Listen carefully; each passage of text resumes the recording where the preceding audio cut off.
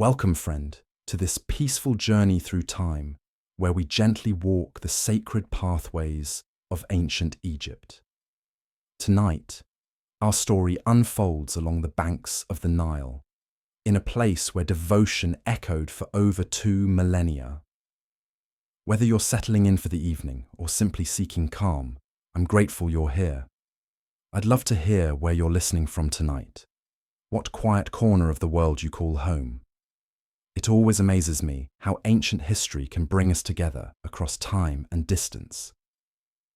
If this kind of gentle historical storytelling brings you peace, consider subscribing for more journeys through the ages. The morning sun rises over Thebes in the year 1450 BCE, casting golden light across the greatest temple complex ever built by human hands. The air is still cool as the first priests begin their sacred duties at Karnak, a sprawling city of stone that stretches across more land than many ancient towns. This isn't just any temple. This is the beating heart of Egyptian religious life, where pharaohs communed with gods and common people sought divine favor for over 2,000 years. Have you ever wondered what it would be like to witness the daily rituals that sustained an empire's faith for 20 centuries? The answer lies in the weathered stones of Karnak, where every sunrise brought renewed devotion, and every sunset closed another day of unbroken worship. What I'm about to share will transport you into the sandaled feet of those who served here, from humble water carriers to the most powerful high priests in Egypt. You'll experience the weight of responsibility that came with maintaining the house of Amun-Ra, the king of gods. Today, I'm taking you inside the hidden rhythms of temple life that kept this sacred machine running through dynasties, conquests, and the rise and fall of civilizations. You'll meet the real people who dedicated their lives to these rituals. Discover how an entire community functioned within these massive walls, and understand why Karnak became the most important religious site in the ancient world. By the end of this journey, you'll see ancient Egyptian spirituality in a completely different light. But before we step into those sacred halls where incense still seems to linger in the imagination, let me paint you the scene of how this magnificent complex came to dominate the landscape of Upper Egypt. The Nile flows northward past Thebes as it has for millions of years, carrying life-giving water through the desert. On the east bank, where the sun rises each morning, the ancient Egyptians chose to build their temples to honor the gods of life and renewal. Karnak sits here like a stone forest, its columns reaching toward the heavens in silent prayer. The complex covers over 200 acres, making it larger than most ancient cities. Walking from one end to the other takes nearly an hour, even today when much of it lies in ruins. But in its glory days, Karnak pulsed with constant activity. Picture thousands of people moving through its courtyards and corridors every single day. Priests hurried between shrines carrying sacred objects. Scribes recorded donations and temple business on papyrus scrolls. Craftsmen carved new reliefs and maintained existing structures. Musicians rehearsed hymns for evening services. The air filled with the sounds of chanting, the scratch of chisels on stone, and the gentle lowing of cattle being led to sacrifice. At the very heart of this vast complex stood the most sacred space in all of Egypt, the sanctuary of Amun-Ra. Here, behind massive stone walls and through multiple gates, lived the god himself in the form of a golden statue. Only the highest-ranking priests could enter this holy of holies, and only after elaborate purification rituals that took days to complete. The statue was treated as a living being, awakened each morning with hymns, dressed in fine linen, offered meals of bread and beer, and put to rest each evening with prayers. The high priest of Amun held power rivaling that of the pharaoh himself. This man controlled vast wealth, owned thousands of acres of farmland, and commanded armies of temple workers. His word was law within the sacred precinct, and his blessing could make or break political careers. Each morning, he would rise before dawn in his luxurious quarters within the temple complex, bathe in sacred water from the temple's own well, and dress in pristine white linen that had never touched the ground. The ritual of awakening Amun began in absolute darkness. The high priest would light a single lamp and carry it through the silent corridors, his footsteps echoing off stone walls covered in hieroglyphic prayers. Behind him followed a procession of lesser priests, each carrying items needed for the morning service. Sacred oils, fresh bread, jars of beer, burning incense, and flowers cut from the temple gardens. The procession moved slowly, stopping at each shrine along the way to offer brief prayers to the lesser gods who served Amun. At the sanctuary door, the high priest would pause and recite the ancient formula that had opened this sacred space for over 1,000 years. The heavy wooden doors, covered in gold and precious stones, would swing open to reveal the golden statue of Amun-Ra seated on his throne. The god's eyes were inlaid with crystal and seemed to gaze directly at whoever entered his presence. His crown gleamed with precious metals and gems that caught the lamplight like captured stars. The morning ritual followed a precise pattern that had been established centuries earlier and would continue unchanged for centuries to come. First, the high priest would prostrate himself before the statue and recite the morning prayers that acknowledged Amun as the king of all gods and the creator of the universe. Then, he would approach the statue and symbolically awaken it by touching its face with a sacred wand while chanting hymns that called upon the god to inhabit his earthly form. Next came the cleansing ritual. The statue would be carefully removed from its throne and carried to a special chamber where it would be washed with sacred water and anointed with precious oils. The high priest performed this task himself, treating the golden figure with the reverence due to a living pharaoh. Every surface was cleaned and polished until it gleamed in the lamplight. The god's clothing, made from the finest linen and decorated with golden threads, would be changed daily. After the cleansing came the morning meal. Tables laden with food were brought before the statue, and the high priest would formally invite Amun to partake of the offerings. Bread baked fresh that morning, beer brewed in the temple's own brewery, cuts of beef from cattle raised on temple lands, fresh fruits and vegetables from temple gardens, and honey cakes made by the temple's skilled bakers. The god was believed to consume the spiritual essence of these offerings, leaving the physical food to be distributed among the priests and temple workers. While the high priest conducted these intimate rituals with Amun-Ra, the rest of the temple complex buzzed with activity. In the outer courtyards, dozens of lesser priests tended to the needs of smaller gods and goddesses who had their own shrines within Karnak. Each deity required daily attention, though their rituals were simpler than those performed for Amun. Offerings of bread and beer, the lighting of incense, and the recitation of prescribed prayers ensured that all the gods remained content with their earthly homes. The temple workshops operated like small factories, producing everything needed for daily rituals and special festivals.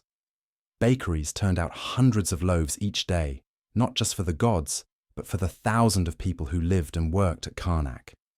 The brewery produced different grades of beer, from the strong, dark ale reserved for the gods to the lighter, everyday beer consumed by workers.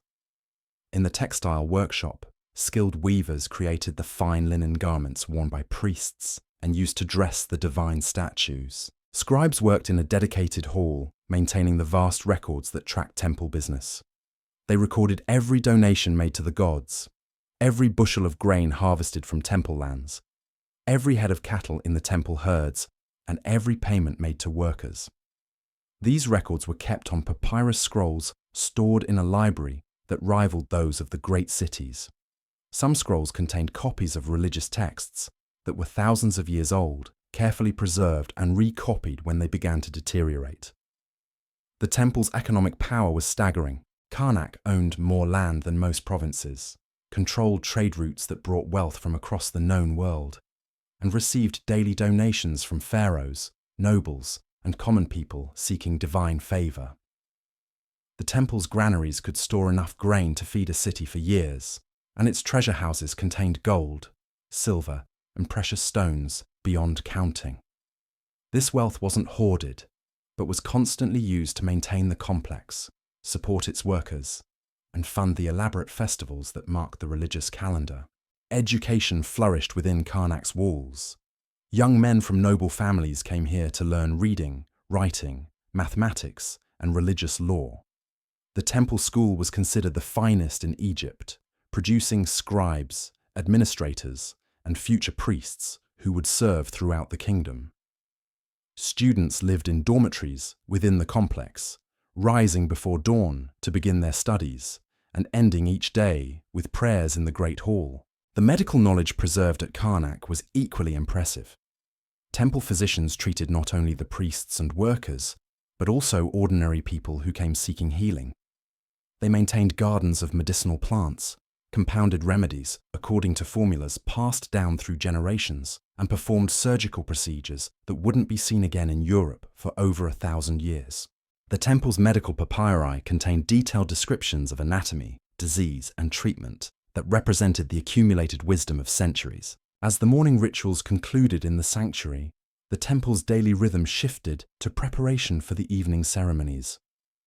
The afternoon brought a steady stream of visitors from across Egypt and beyond.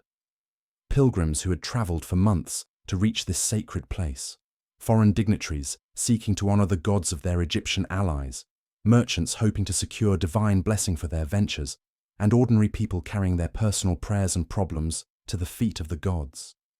The temple guards, trained warriors selected for their loyalty and discretion, maintained order among the crowds while remaining alert for any threats to the sacred precinct.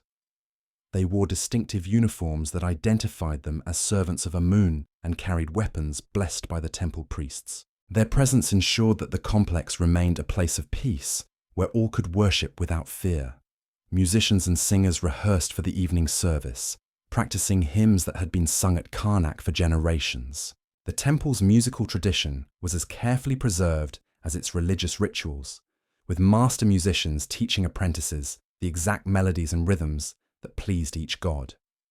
Harps, flutes, drums, and sistrums filled the air with sounds that seemed to bridge the gap between earth and heaven.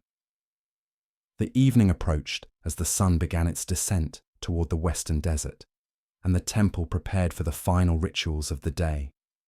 Soon, the gods would be put to rest with the same care and ceremony that had awakened them at dawn. But that is a story for the next part of our journey through the endless devotion that made Karnak the spiritual heart of ancient Egypt for over 2,000 years. Over 2,000 years. The western sky blazed with orange and gold as the evening rituals began at Karnak. The setting sun cast long shadows across the courtyards, and the temperature dropped enough to bring relief from the desert heat. This was the hour when the gods prepared for their nightly journey through the underworld, and every detail of their earthly care had to be perfect. In the sanctuary, the high priest returned to Amun-Ra for the evening service. The golden statue, which had received visitors and petitions throughout the day, now needed to be prepared for rest. The priest approached with the same reverence as the morning, but the evening rituals carried a different energy. Where the dawn ceremonies focused on awakening and renewal, the sunset prayers emphasized protection and safe passage through the dangers of night. The evening meal was presented to Amun with elaborate ceremony: roasted duck seasoned with herbs from the temple gardens, fresh fish caught that morning in the Nile, dates and figs dried to perfection, and wine from vineyards that had been producing for the gods for centuries. The high priest recited prayers asking Amun to accept these offerings and to watch over Egypt through the dark hours ahead. The gods' spiritual consumption of the meal's essence left behind food that would feed dozens of temple workers and their families. As darkness settled over the complex, torches were lit throughout the courtyards and corridors. The flickering flames created dancing shadows on the walls, covered with hieroglyphic texts that told stories of creation, divine battles, and the eternal cycle of death and rebirth. Night guards took their positions at strategic points, their presence ensuring that the sacred spaces remained protected while the gods slept. In the priests' quarters, men who had served the gods all day finally found time for their own needs. They gathered in common rooms to share meals and discuss the day's events. Younger priests listened respectfully as their elders shared wisdom gained through decades of service. Stories were passed down about miraculous events witnessed in the sanctuary, divine signs that had guided important decisions, and the proper interpretation of omens that appeared during rituals. The temple's night workers began their shifts as the priests settled into rest.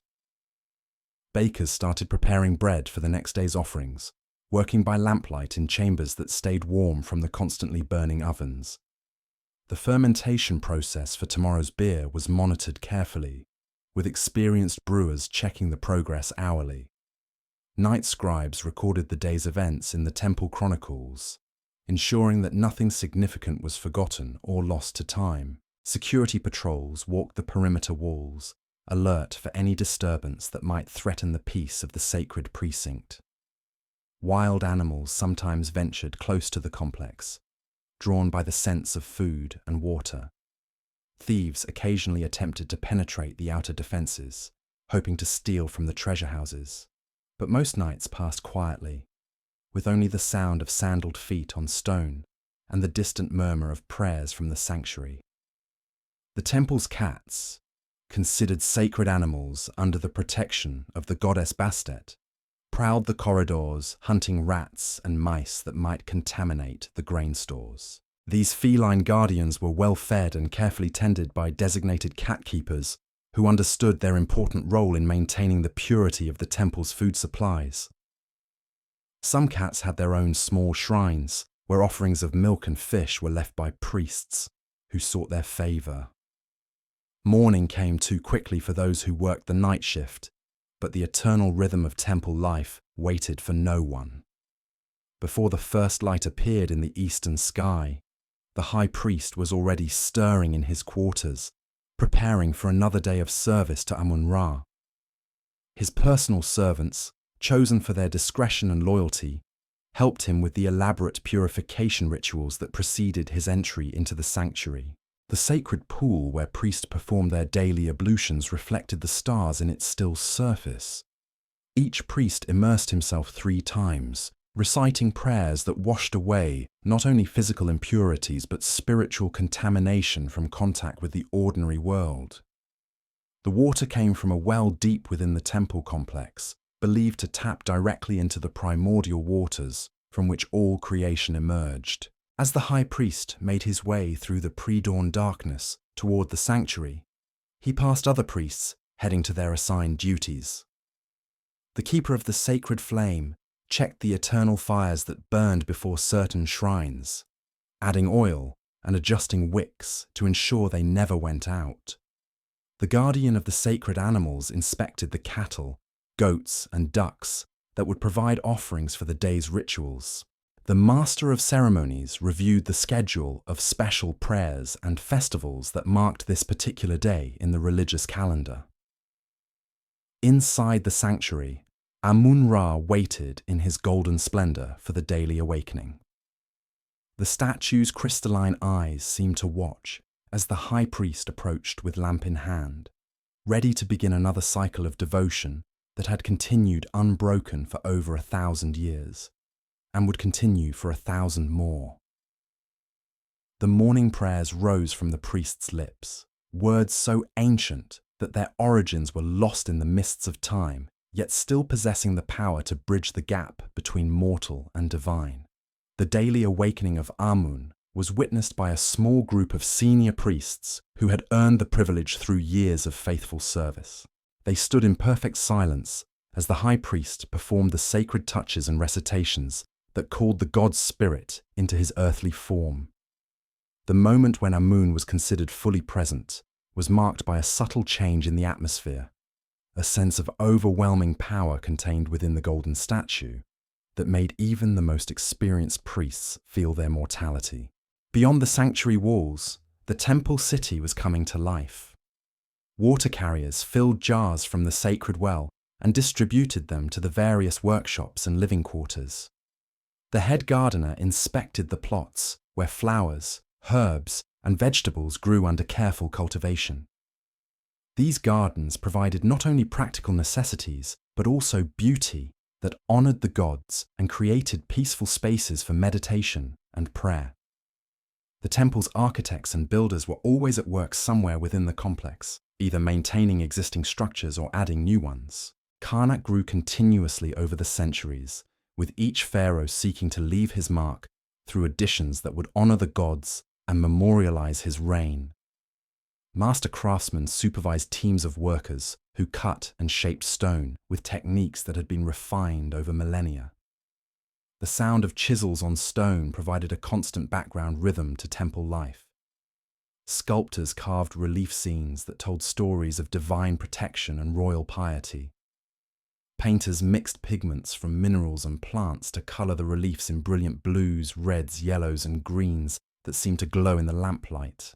These artistic works served both decorative and religious purposes, creating visual prayers that would continue their spiritual function long after their creators had joined the gods in the afterlife. Administrative offices buzzed with activity as scribes calculated taxes owed by temple lands, recorded donations from wealthy patrons, and managed the complex logistics of feeding and housing thousands of people. The temple's economic operations required the same careful management as a small kingdom, with revenues from agriculture, livestock, manufacturing, and trade flowing through carefully maintained accounts. The temple school began its daily sessions as young students gathered in halls decorated with texts that served as both educational materials and spiritual inspiration. Master scribes taught not only the practical skills of reading and writing, but also the religious knowledge that formed the foundation of Egyptian civilization. Students learned to calculate the movements of stars that determined festival dates, to understand the symbolic meanings encoded in hieroglyphic texts, and to appreciate the mathematical principles that govern temple architecture. Medical training took place in chambers adjacent to the healing halls, where experienced physicians passed on knowledge that combined practical remedies with spiritual healing. Students learned to diagnose illnesses by observing symptoms, to compound medicines from the extensive pharmacopoeia maintained in the temple gardens, and to perform surgical procedures with instruments that represented the highest level of ancient craftsmanship. The temple's legal court convened regularly to settle disputes that arose within the sacred precinct, and to adjudicate cases brought by people seeking divine justice. The judges were senior priests, trained in religious law and civil regulations, their decisions carrying the authority of divine sanction. These courts handled everything from property disputes to criminal cases, with punishments ranging from fines and community service to exile from the sacred precinct. As the morning progressed toward midday, the temple's rhythm shifted to accommodate the increasing heat of the Egyptian sun. Work in the outdoor areas slowed during the hottest hours, with workers taking shelter in shaded courtyards and covered workshops. The afternoon brought a steady stream of pilgrims and petitioners, their numbers swelling during festival seasons when people traveled from across Egypt to participate in the great celebrations that marked the religious calendar. The evening approached once again, and the eternal cycle prepared to repeat itself. The gods would be fed their evening meals, put to rest with elaborate ceremony, and entrusted to the care of night guardians who would watch over them until dawn brought another day of worship. This rhythm had sustained Karnak through dynasties and conquests, through periods of prosperity and times of hardship, creating an unbroken chain of devotion that connected each day to the cosmic order that governed all existence. The temple complex stood as more than just a religious center. It was a living embodiment of Egyptian civilization, a place where art, science, education, medicine, law, and spirituality combined to create something greater than the sum of its parts.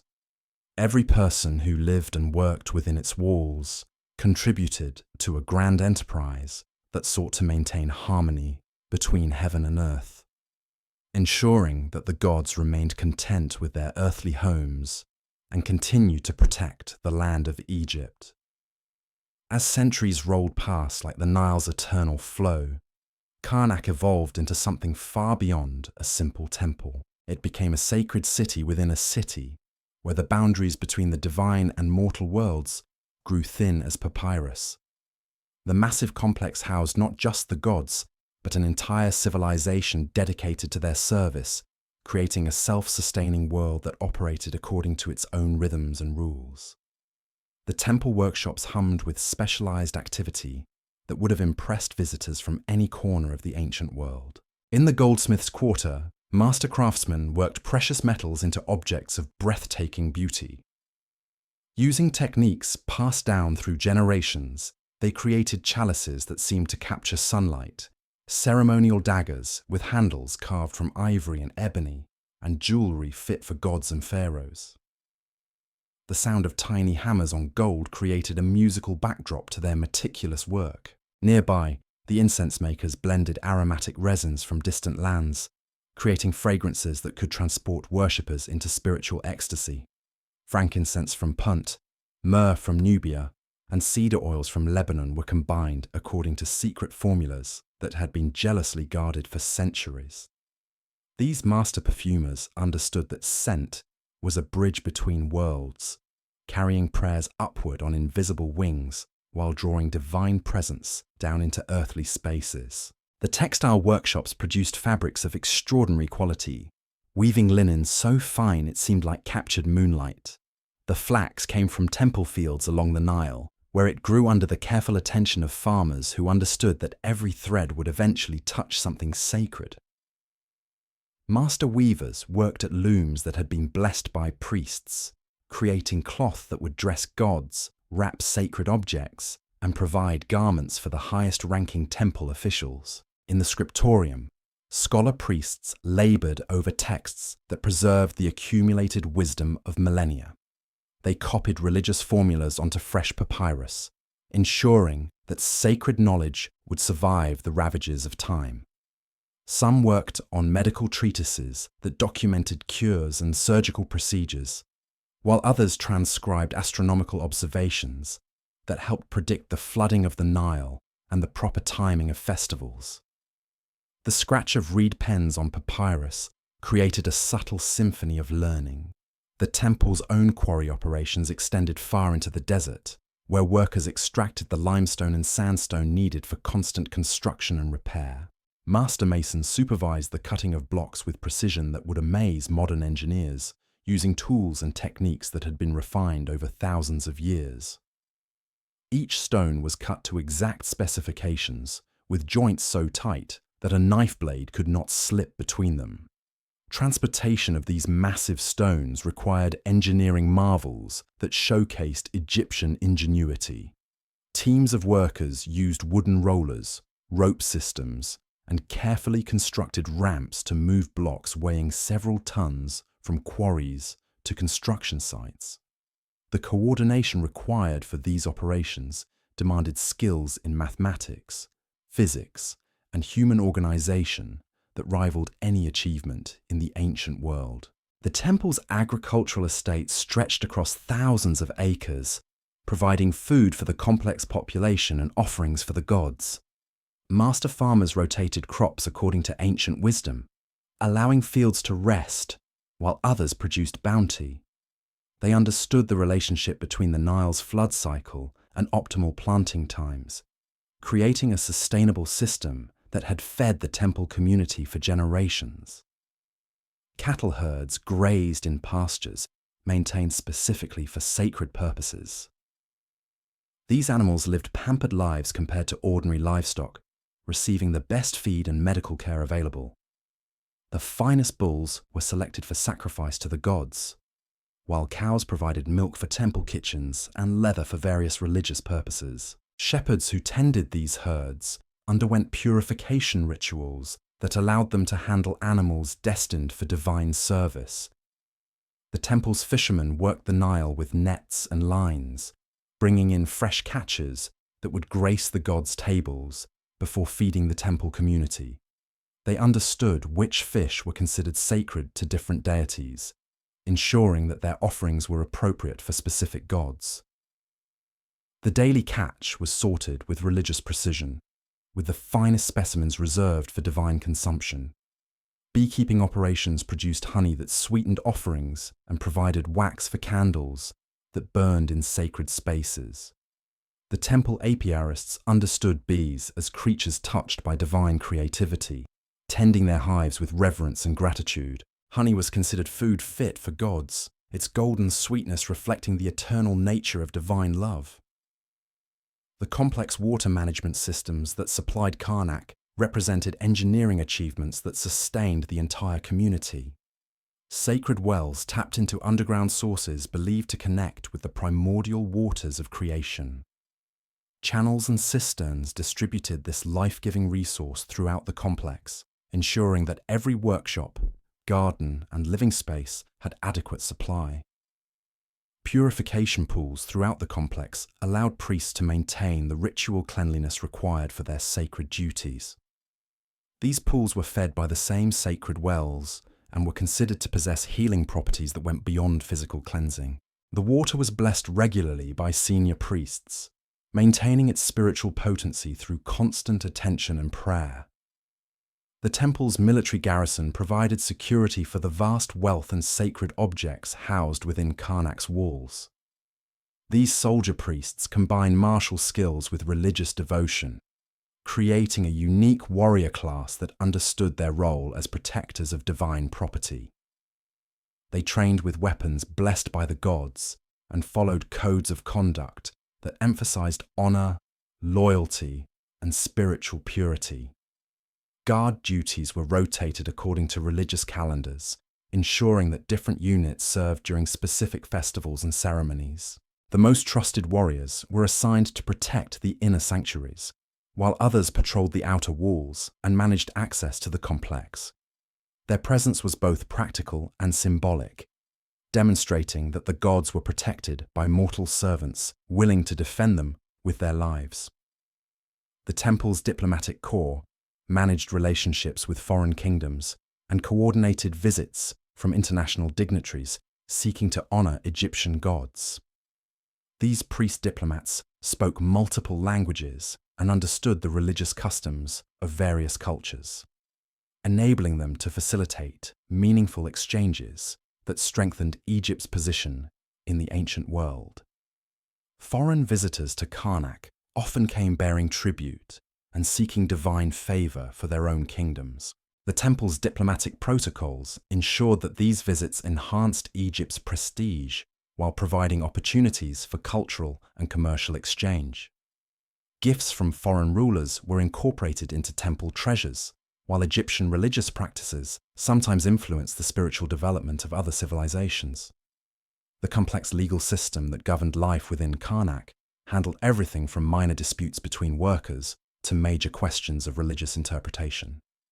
Temple courts operated according to principles that combined ancient Egyptian law with divine commandments, creating a justice system that was both practical and spiritually grounded.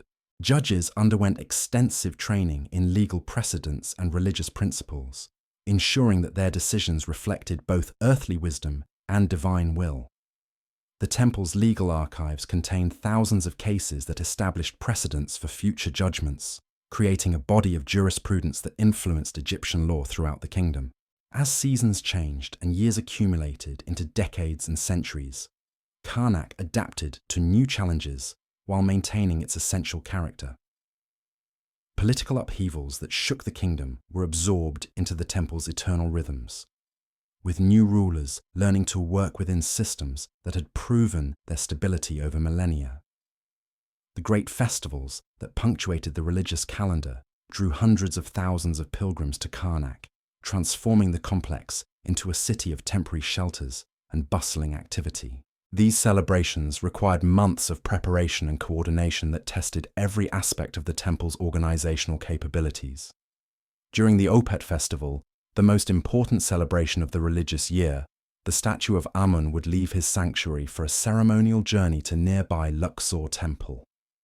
This procession involved the entire temple community and attracted spectators from across Egypt, creating a magnificent display of religious devotion and royal power. The festival preparations began weeks in advance, with every detail planned and rehearsed to perfection.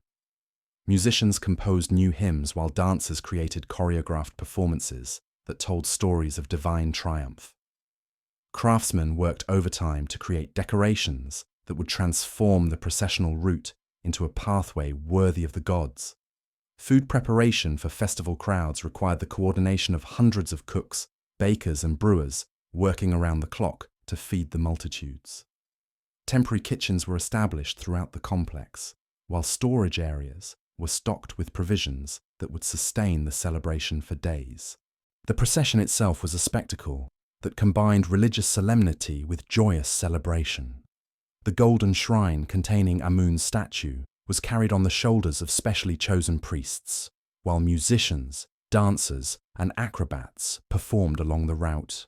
Crowds threw flower petals and offerings of bread and beer, creating an atmosphere of communal worship that united all social classes in shared devotion.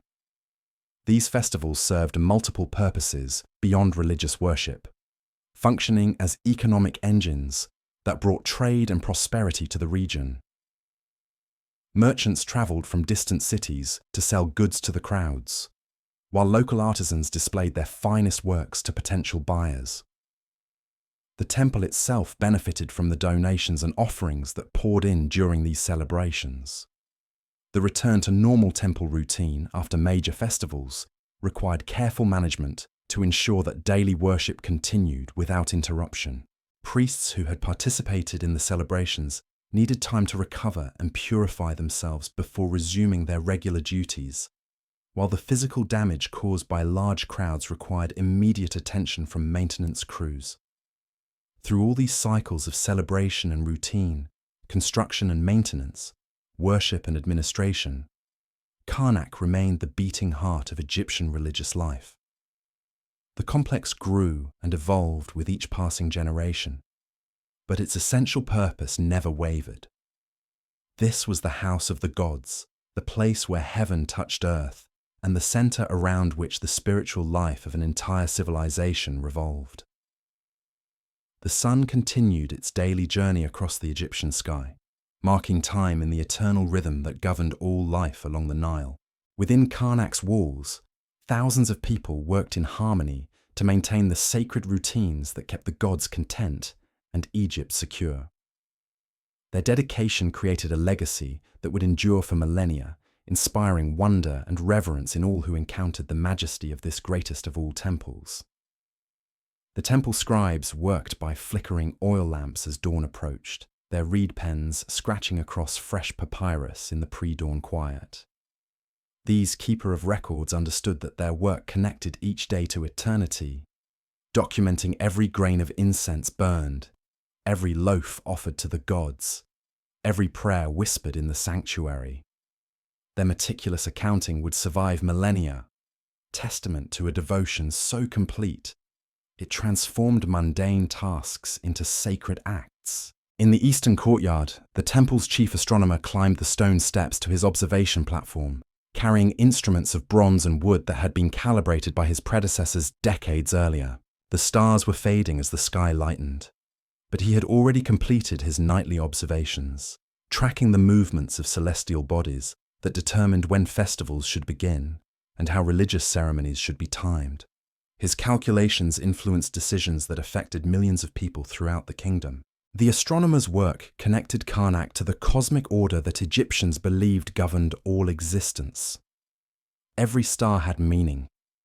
Every planetary movement carried divine messages, and every eclipse or unusual celestial event required interpretation by someone trained in the ancient wisdom. His chamber contained star charts drawn on leather scrolls, mathematical calculations etched into stone tablets, and instruments for measuring celestial angles with precision that wouldn't be matched elsewhere for centuries. As the first rays of sunlight touched the temple walls, the awakening rituals began in dozens of smaller shrines throughout the complex. Each god and goddess housed at Karnak required daily attention, though their ceremonies were simpler than those performed for Amun-Ra. The goddess Mut, Amun's divine wife, had her own temple within the complex where female priests conducted rituals that mirrored those in the great sanctuary. These priestesses underwent training as rigorous as their male counterparts, learning the sacred texts, purification procedures, and ceremonial protocols that governed divine service. They rose before dawn to bathe in sacred pools, dressed in linen garments that had never been worn by anyone else, and approached their goddess with reverence that transformed their daily duties into acts of worship. The morning feeding of Mut involved offerings of bread shaped like lotus flowers, beer flavored with herbs sacred to feminine divinity, and perfumes made from flowers that bloomed only in moonlight. The priestesses sang hymns in voices trained from childhood to achieve the precise tones believed to please their goddess. Their ceremonies created a counterpoint to the deeper voices echoing from Amun's sanctuary, filling the morning air with harmonies that seemed to bridge earth and heaven. In the temple workshops, the first shift of workers was already hard at their tasks. The bakeries had been operating since midnight, producing the thousands of loaves needed for divine offerings and human consumption. Master bakers supervised apprentices who kneaded dough with hands blessed by priests, ensuring that every grain of wheat was transformed into bread worthy of the gods. The brewing operations required even more complex timing, with different grades of beer fermenting in huge ceramic vats that lined dedicated halls. The master brewer, a man whose family had served the temple for 5 generations, moved between the vats like a conductor directing an orchestra. He understood the subtle signs that indicated when fermentation was proceeding properly, adjusting temperature and ingredients with expertise that came from decades of experience. The temple's medical facilities were preparing for another day of healing that combined practical medicine with spiritual intervention. Physician priests examined patients who had traveled great distances, seeking cures unavailable elsewhere. These healers understood the human body with sophistication that rivaled any medical knowledge in the ancient world, but they also recognized that true healing required addressing spiritual as well as physical ailments. The medical gardens provided ingredients for remedies that treated everything from headaches to broken bones. Willow bark for pain relief, aloe for burns, honey for wound dressing, and dozens of other plants whose healing properties had been discovered through generations of careful observation. The physicians who tended these gardens were also priests who understood each plant as a gift from specific deities, blessing their harvests with prayers that enhanced their therapeutic power. Surgical procedures were performed in chambers dedicated to Sekhmet, the lioness goddess associated with both disease and healing. The instruments used were blessed before each operation, and the surgeons offered prayers for divine guidance as they worked. Their success rates were remarkably high by ancient standards, reflecting both their technical skill and their patients' faith in the healing power of the gods. The temple's educational facilities buzzed with activity as students from across Egypt gathered for lessons that would shape their futures. Young men destined for careers in government learned mathematics, astronomy, engineering, and law under the guidance of master teachers who had served pharaohs and high priests. The curriculum combined practical skills with religious knowledge, creating graduates who understood their professional duties as forms of divine service. Language instruction occupied much of the students' time, as educated Egyptians were expected to read and write both hieroglyphic and hieratic scripts with equal facility. The complexity of Egyptian writing systems required years of study, with students progressing from simple words to complex religious and legal texts. Master scribes evaluated their progress with examinations that tested not only technical proficiency, but also understanding of the cultural and religious concepts embedded in written Egyptian. Mathematics instruction went far beyond basic arithmetic, covering geometry needed for construction projects, astronomy required for religious calendars, and accounting procedures necessary for managing the temple's vast economic operations. Students learned to calculate the volume of grain stores, the area of agricultural fields, and the weight of precious metals with accuracy that impressed visitors from other civilizations. The library attached to the school contained thousands of papyrus scrolls covering every subject known to Egyptian scholarship. Religious texts formed the core collection, but there were also works on medicine, mathematics, astronomy, history, and literature. Librarian priests maintained these collections with obsessive care, recopying deteriorating scrolls and organizing new acquisitions according to systems that had evolved over centuries. Students who showed exceptional promise in religious studies were invited to begin preliminary training for the priesthood. This process started with intensive instruction in ritual purity, teaching young men the elaborate procedures required for approaching the gods. They learned to recognize the subtle signs of spiritual contamination and the specific purification rituals needed to restore proper spiritual condition. The temple's music school trained performers who would provide accompaniment for religious ceremonies throughout their careers. Master musicians taught students to play harps, flutes, drums, and sistrums with technical skill that served spiritual purposes. Every note had religious significance, every rhythm carried meaning, and every melody was designed to create emotional states that enhanced worship. Sacred dances were taught alongside musical training, with students learning choreographed movements that told stories of divine triumph and cosmic harmony. These dance prayers were performed during festivals and special ceremonies, transforming human movement into visual prayers that complemented the verbal liturgy and musical accompaniment. The temple's artistic workshops trained craftsmen who would spend their careers creating objects for religious use. Sculptors learned to carve stone with techniques that brought divine figures to life, while painters mastered pigment preparation and application methods that created colors of supernatural brilliance. Every artistic technique was considered sacred knowledge, passed down through master-apprentice relationships that preserved both technical skills and spiritual understanding. Metalworkers forged tools and ceremonial objects with alloys whose compositions were trade secrets guarded as carefully as religious mysteries. The gold leaf applied to sacred statues required techniques so precise that only a few craftsmen in each generation achieved true mastery. Their workshops were treated as sacred spaces where transformation of base materials into objects worthy of the gods occurred through divinely inspired craftsmanship. As midday approached and the Egyptian sun reached its full intensity, the temple's rhythm shifted to accommodate the oppressive heat. Workers in exposed areas sought shelter in shaded courtyards and covered workshops, while those whose duties required outdoor activity moved more slowly and took frequent breaks for water and rest.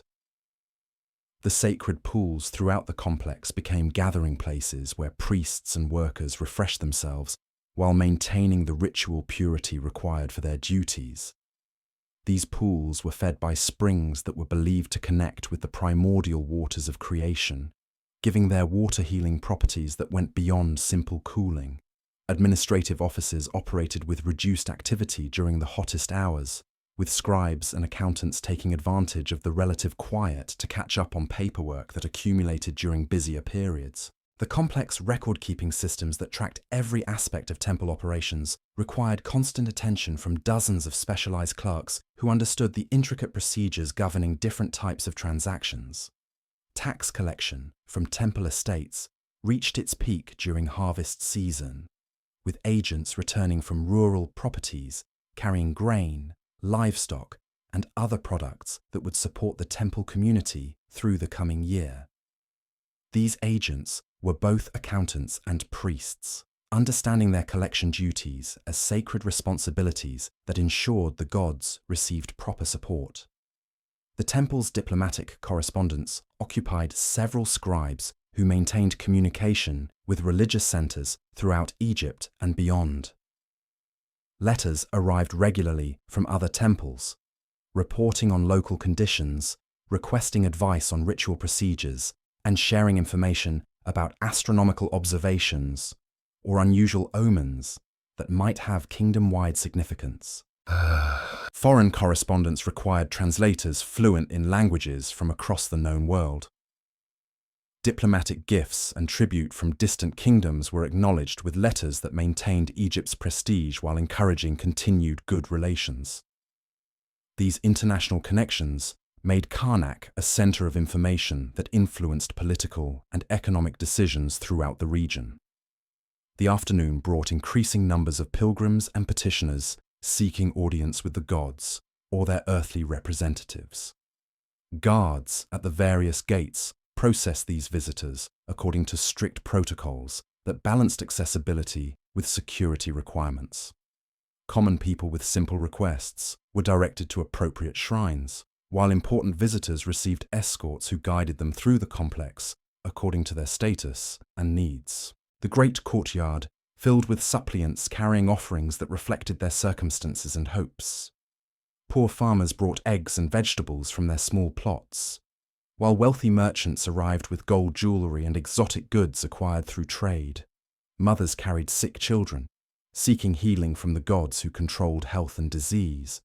Soldiers on leave from frontier campaigns offered prayers for protection and victory. Each category of visitor required different handling by priests trained to provide appropriate spiritual guidance. The temple's pastoral care extended to all social classes, but the specific rituals and ceremonies varied according to the nature of each request and the status of the petitioner. This complex social navigation required diplomatic skills as refined as those used in international relations. The temple's legal courts convened during the cooler afternoon hours, addressing disputes that arose within the sacred precinct and cases brought by people seeking divine justice. These proceedings combined legal expertise with religious authority, creating decisions that carried both earthly and spiritual weight.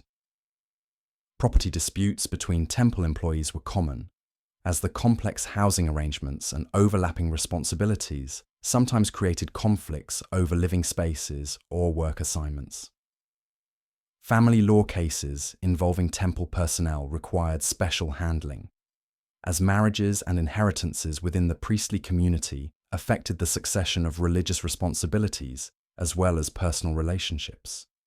Criminal cases were rare within the sacred precinct, but when they occurred, they were treated with extreme seriousness. Theft of temple property was considered sacrilege as well as crime, punishable by penalties that included both earthly punishment and spiritual consequences that extended into the afterlife.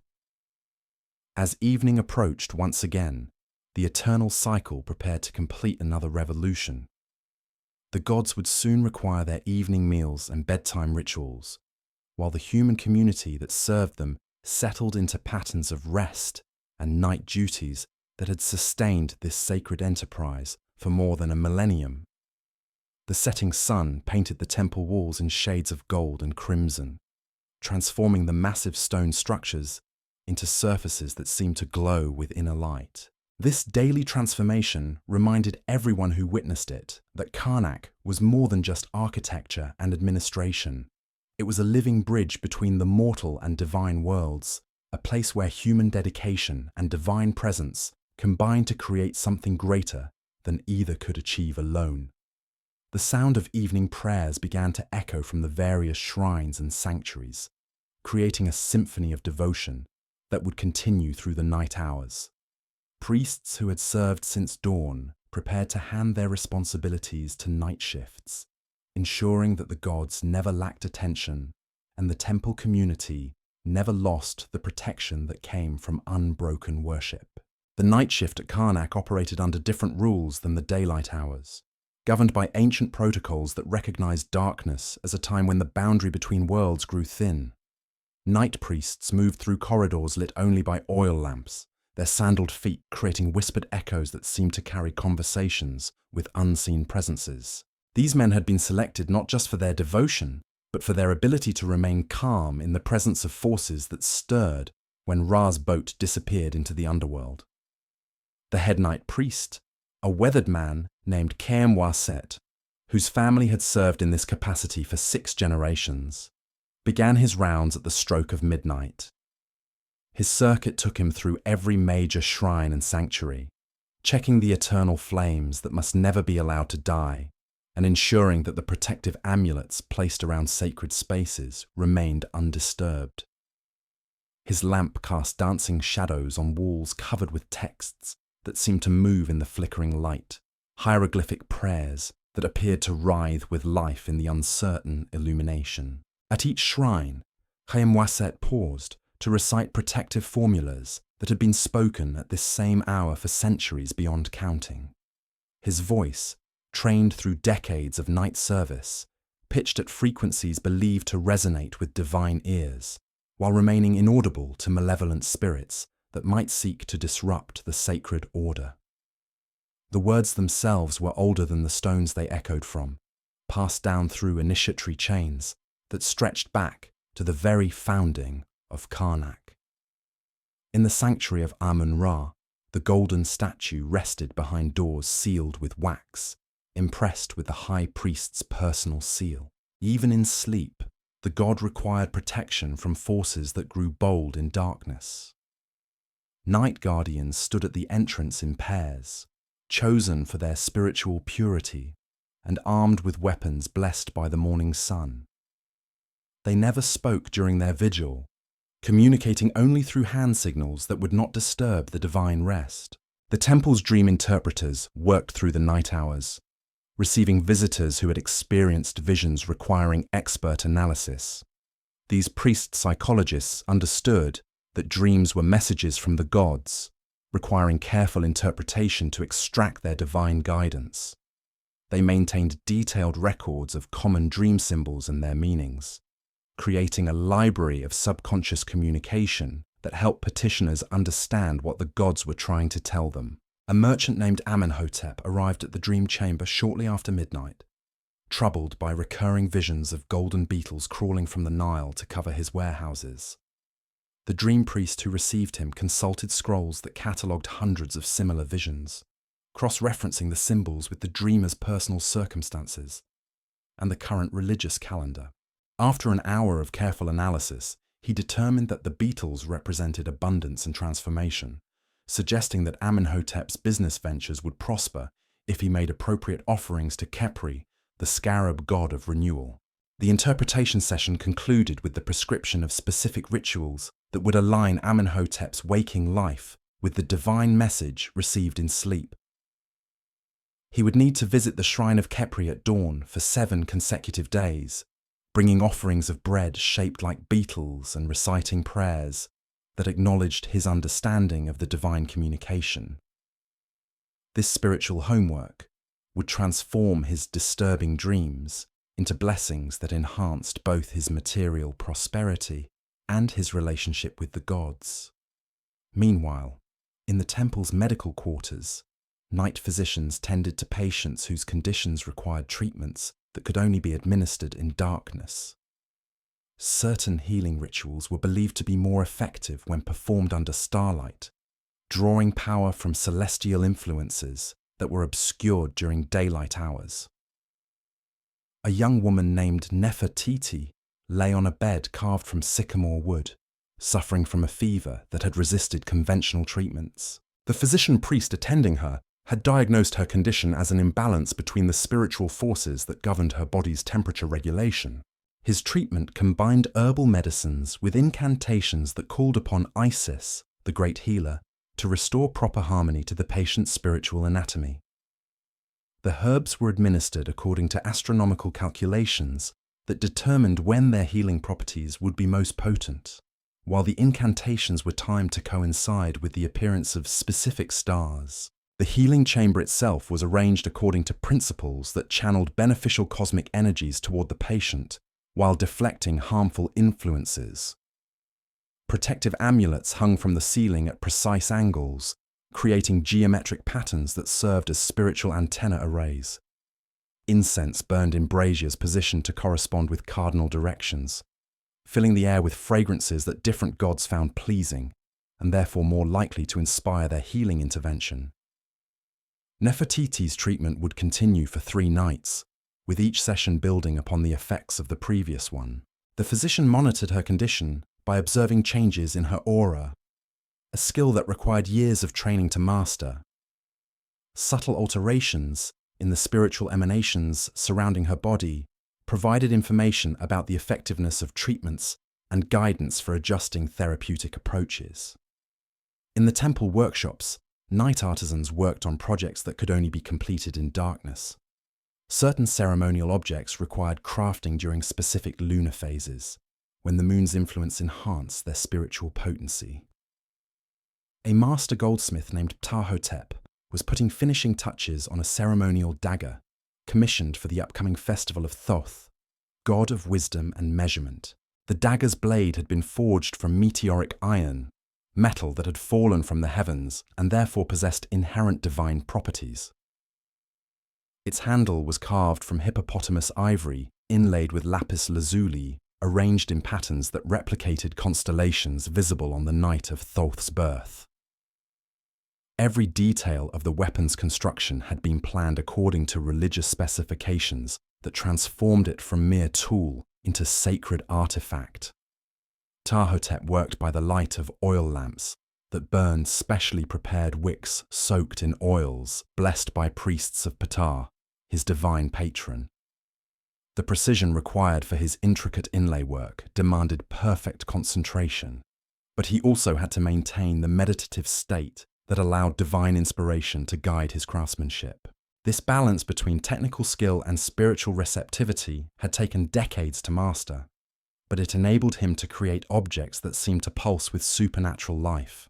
The goldsmith's workshop contained tools that were themselves works of art: hammers with handles carved from sacred woods, files made from stones gathered at holy sites, and measuring devices calibrated according to divine mathematical principles.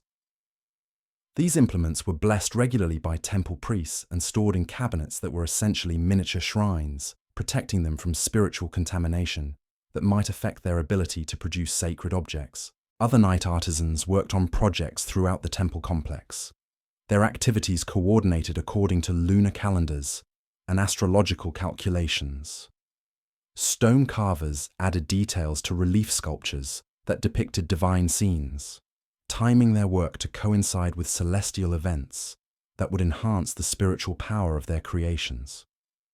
Painters mixed pigments that would be applied during daylight hours, but the preparation itself had to occur under starlight to achieve proper spiritual saturation. The temple's night scribes maintained correspondence that connected Karnak to religious centers throughout the known world. Letters arrived by messenger throughout the dark hours, carrying reports from distant temples, requests for ritual guidance, and intelligence about political developments that might affect religious affairs. These communications were sorted according to urgency and spiritual significance, with the most important messages prepared for immediate attention by senior priests at dawn. One letter that arrived during this particular night came from the Temple of Isis at Philae, reporting unusual astronomical phenomena that had been observed during recent ceremonies. The scribes who received it recognized its potential importance and prepared copies for distribution to the temple's astronomers, astrologers, and senior priests who would need to analyze its implications for upcoming religious observances. Another message brought news of a successful harvest from temple estates in the Fayum region, along with detailed accounting of the grain, livestock, and other products that would be shipped to Karnak over the coming weeks. This information was immediately forwarded to the temple's logistics coordinators, who would need to prepare storage facilities and distribution schedules to handle the incoming wealth. The Night Watch maintained security throughout the complex, but their duties extended far beyond simple protection from human threats. These guards were trained to recognize spiritual disturbances that might indicate divine displeasure or supernatural intrusion. They walked prescribed routes that created protective circuits around the most sacred spaces, their presence serving as both a deterrent to earthly criminals and barrier against otherworldly dangers. Guard Captain Katie led patrols that checked every gate, shrine, and storage facility within the temple precinct. His men were armed with conventional weapons, but they also carried amulets and charms that provided protection against supernatural threats. The captain himself wore a pectoral that had been blessed by the high priest and contained fragments of meteoric stone that were believed to repel malevolent spirits. The night patrols followed routes that had been planned according to principles that combined practical security considerations with religious geography. Certain paths created protective barriers around vulnerable areas, while others channeled beneficial energies towards spaces that required divine reinforcement. The guards understood their walking patterns as moving prayers that strengthened the temple's spiritual defenses through their repetitive execution. Animal sounds from the temple's menagerie provided a constant background to the night's activities. Sacred cats prowled the corridors, their excellent night vision making them ideal guardians against rodents that might contaminate stored offerings. These feline protectors were fed special diets that enhanced their spiritual sensitivity, enabling them to detect supernatural presences that human guards might miss. The temple's sacred cattle rested in stables that were maintained with the same care given to human quarters. These animals lived pampered lives compared to ordinary livestock, receiving medical attention from veterinarian priests who understood their bodies as vessels for divine blessing. The finest bulls would eventually be sacrificed to the gods, but until that sacred moment, they were treated with reverence appropriate to their holy destiny. Ibis birds roosted in special towers, constructed to accommodate these creatures, sacred to Thoth. Their presence at Karnak was considered a sign of divine approval, and their behavior was monitored by priest ornithologists, who interpreted their movements as omens that might guide important decisions. The birds' night activities were recorded in logs that were reviewed each morning for signs of prophetic significance. The temple's gardens took on different characteristics during nighttime hours, when flowers that bloomed only in darkness released fragrances that attracted nocturnal pollinators. These night-blooming plants were cultivated specifically for their spiritual properties, providing ingredients for medications and incense that required lunar influence for maximum potency. Garden priests tended these special plots with techniques passed down through generations of nocturnal horticulturists. Water features throughout the complex created soothing sounds that masked the movements of night workers, while providing acoustic environments conducive to meditation and prayer.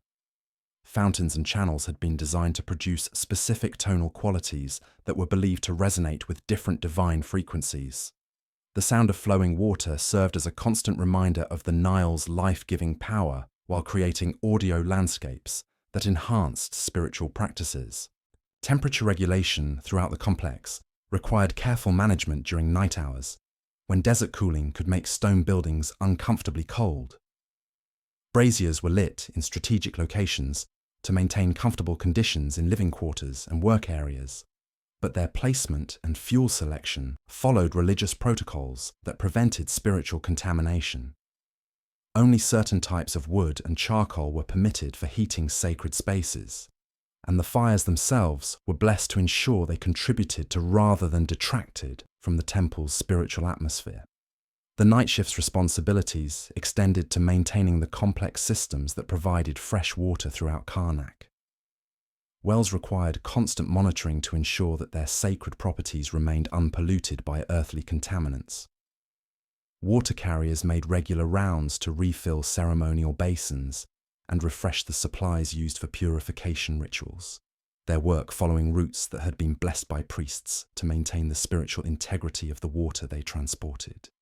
Food preparation for the next day's offerings began in the pre-dawn hours, with bakers starting fires in ovens that had been cleaned according to religious specifications.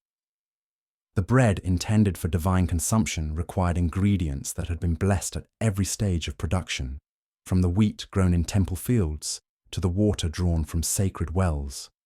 Night bakers worked in meditative silence, understanding their craft as a form of prayer that transformed simple grain into food worthy of the gods. The brewing operations continued their complex fermentation processes under the supervision of master brewers who understood the spiritual dimensions of their craft. Different grades of beer required different timing and treatment, with the finest varieties destined for divine consumption undergoing processes that enhanced both their flavor and their sacred properties. Night workers monitored fermentation temperatures and adjusted ingredients according to formulas that combined practical brewing knowledge with religious requirements. As the night progressed toward dawn, the tempo of activities gradually shifted in preparation for the morning transition. Night priests completed their final rounds, while day shift personnel began their pre-dawn purification rituals. The changing of the guard occurred according to precise timing that ensured continuous protection for the sacred spaces while allowing proper rest for those who had labored through the dark hours. The astronomical observations that had been conducted throughout the night were compiled into reports that would inform the day's religious activities.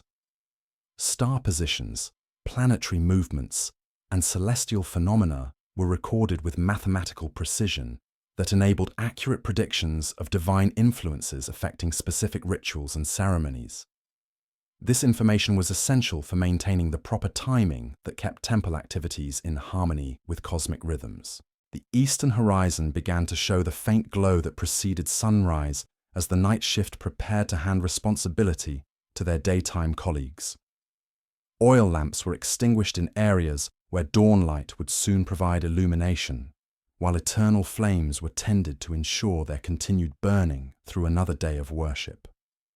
The careful choreography of transition maintained the seamless operation that kept Karnak functioning as a perfect instrument of divine service. Night workers who had completed their duties gathered in common areas to share simple meals before seeking rest in quarters designed to provide peaceful sleep during daylight hours.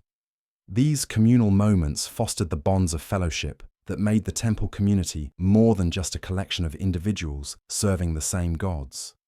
Conversations shared over bread and beer created networks of mutual support that strengthened the entire religious enterprise. The approaching dawn brought renewed energy to preparations for morning rituals that would begin another cycle of worship. Fresh flowers were cut from temple gardens and arranged in vases that would grace divine altars. Incense was prepared according to formulas that had proven pleasing to specific gods during centuries of experimentation. Ceremonial objects were cleaned and polished to achieve the perfection required for divine service. As the first rays of sunlight touched the temple walls, transforming stone surfaces from grey shadows into golden glory, the night shift's work concluded with the satisfaction that comes from duties faithfully completed. They had maintained the sacred rhythms through another period of darkness, ensuring that the gods remained properly served and the temple community remained protected from both earthly and supernatural threats. The eternal cycle continued its revolution as morning priests began their approach to the sanctuary where Amun-Ra awaited his daily awakening. Night guardians stepped aside as day personnel took their positions, creating seamless transitions that maintained security while allowing proper rest for those who had labored in darkness. The changing of shifts occurred with military precision, but also with the reverence appropriate to a sacred institution where every duty was a form of prayer. The morning ritual of awakening Amun-Ra commenced with the high priest's trembling hands as he approached the sealed sanctuary doors. His breath formed small clouds in the cool pre-dawn air as he whispered the ancient incantations that had opened this sacred chamber for 15 centuries. The golden statue within seemed to shimmer with anticipation, its crystal eyes reflecting the lamplight like captured starfire. Behind him, a procession of lesser priests carried the morning offerings on silver platters that had been polished to mirror brightness. Fresh bread still warm from the temple ovens, beer that had fermented to perfect strength during the night hours, and flowers whose petals held droplets of dew that sparkled like tiny gems. Each item had been blessed separately before being deemed worthy of divine consumption. The high priest's voice rose in the traditional greeting, words so ancient that their original meaning had been lost to time, yet their power remained undiminished. The statue seemed to respond to his call, the golden surface warming under the lamplight, as if the god himself was stirring to consciousness within his earthly form. Assistants moved with practiced precision, each knowing exactly when to step forward, when to kneel, when to offer their particular contribution to the sacred choreography. The washing ritual began with water drawn from the deepest well within the temple complex, water that had never seen sunlight and was believed to flow directly from the primordial ocean of creation. The high priest dipped a cloth of finest linen into the sacred basin and gently cleansed the statue's face, removing the dust of night while welcoming the god back to active consciousness. As he worked, the priest recited the daily litany that recounted Amun's victories over the forces of chaos, his role as creator and sustainer of all life, and his special protection of the land of Egypt. Each phrase was timed to coincide with specific actions, creating a seamless blend of word and deed that transformed routine maintenance into profound spiritual communion. The morning meal presentation followed protocols that had been refined over generations of temple service. The bread was arranged in patterns that replicated the hieroglyphic symbols for life and prosperity, while the beer was poured into chalices whose shapes echoed the lotus flowers that symbolized rebirth and renewal. Fruits were selected not only for their quality, but for their colors, which had to match the sacred palette associated with divine sustenance. The high priest offered each item individually, describing its preparation and asking the god to accept its essence while leaving its substance for the temple community. This theological concept of spiritual consumption allowed the gods to be fed while providing practical nourishment for thousands of human servants. The economics of temple operation depended on this divine generosity that returned offerings to earthly use after their spiritual essence had been consumed. Throughout the sanctuary, other priests tended to the needs of lesser deities who resided in smaller shrines. Each god required individual attention, though their ceremonies followed abbreviated versions of the elaborate rituals performed for Amun-Ra. The goddess Mut received offerings of perfumed oils and jewelry, while Khonsu, the moon god, was presented with silver objects that reflected his celestial domain.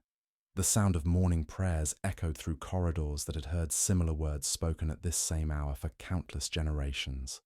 Young priest initiates followed their mentors, learning through repetition and observation the countless details that comprised proper divine service.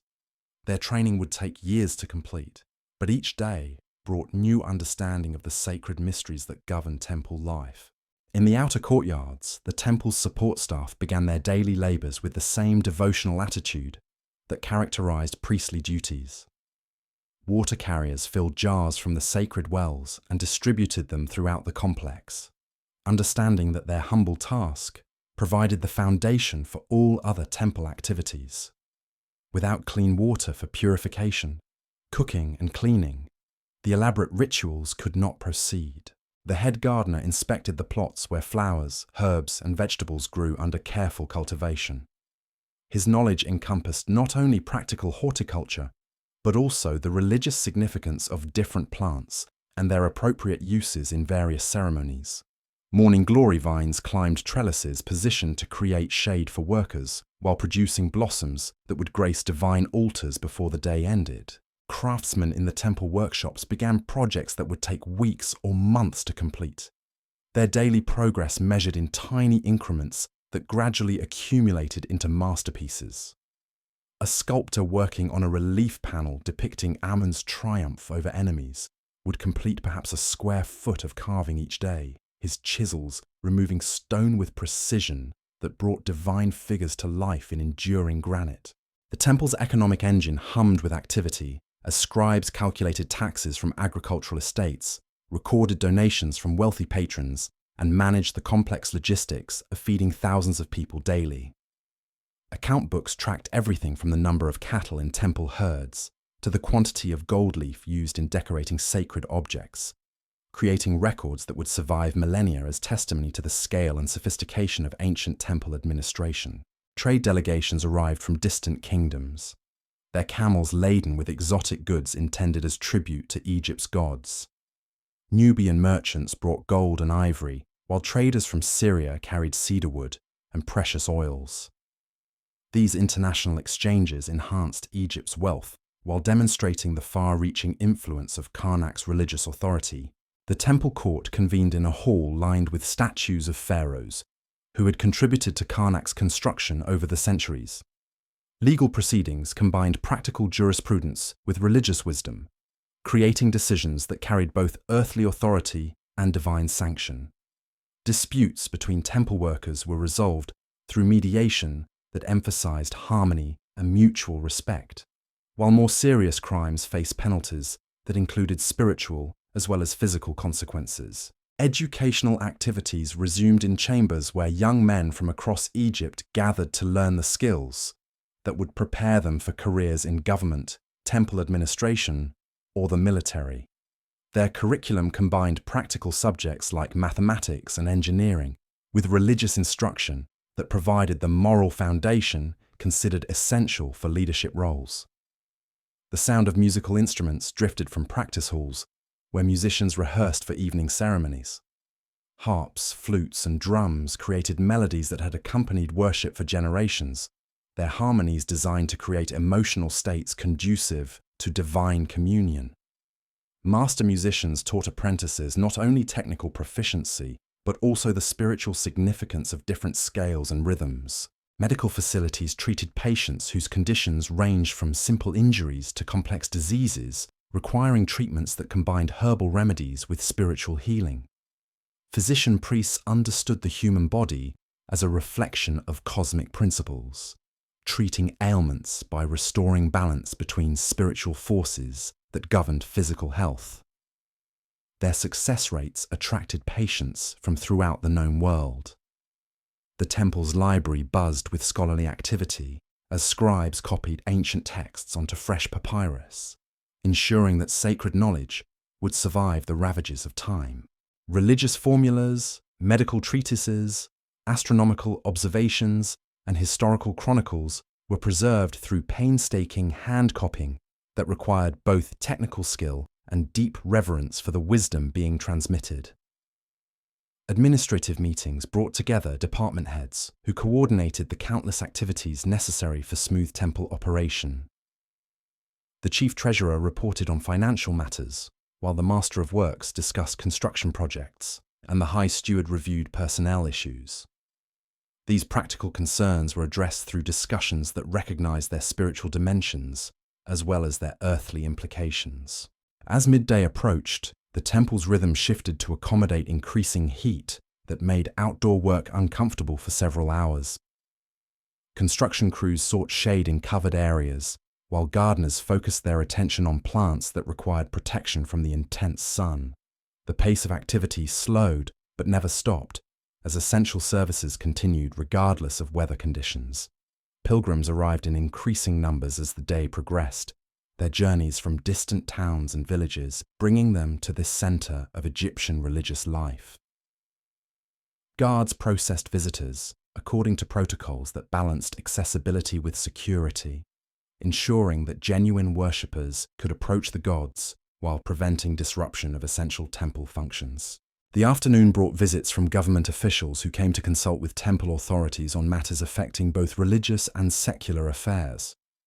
The high priest's political influence rivaled that of provincial governors, making his opinions important factors in policy decisions that affected millions of people throughout the kingdom.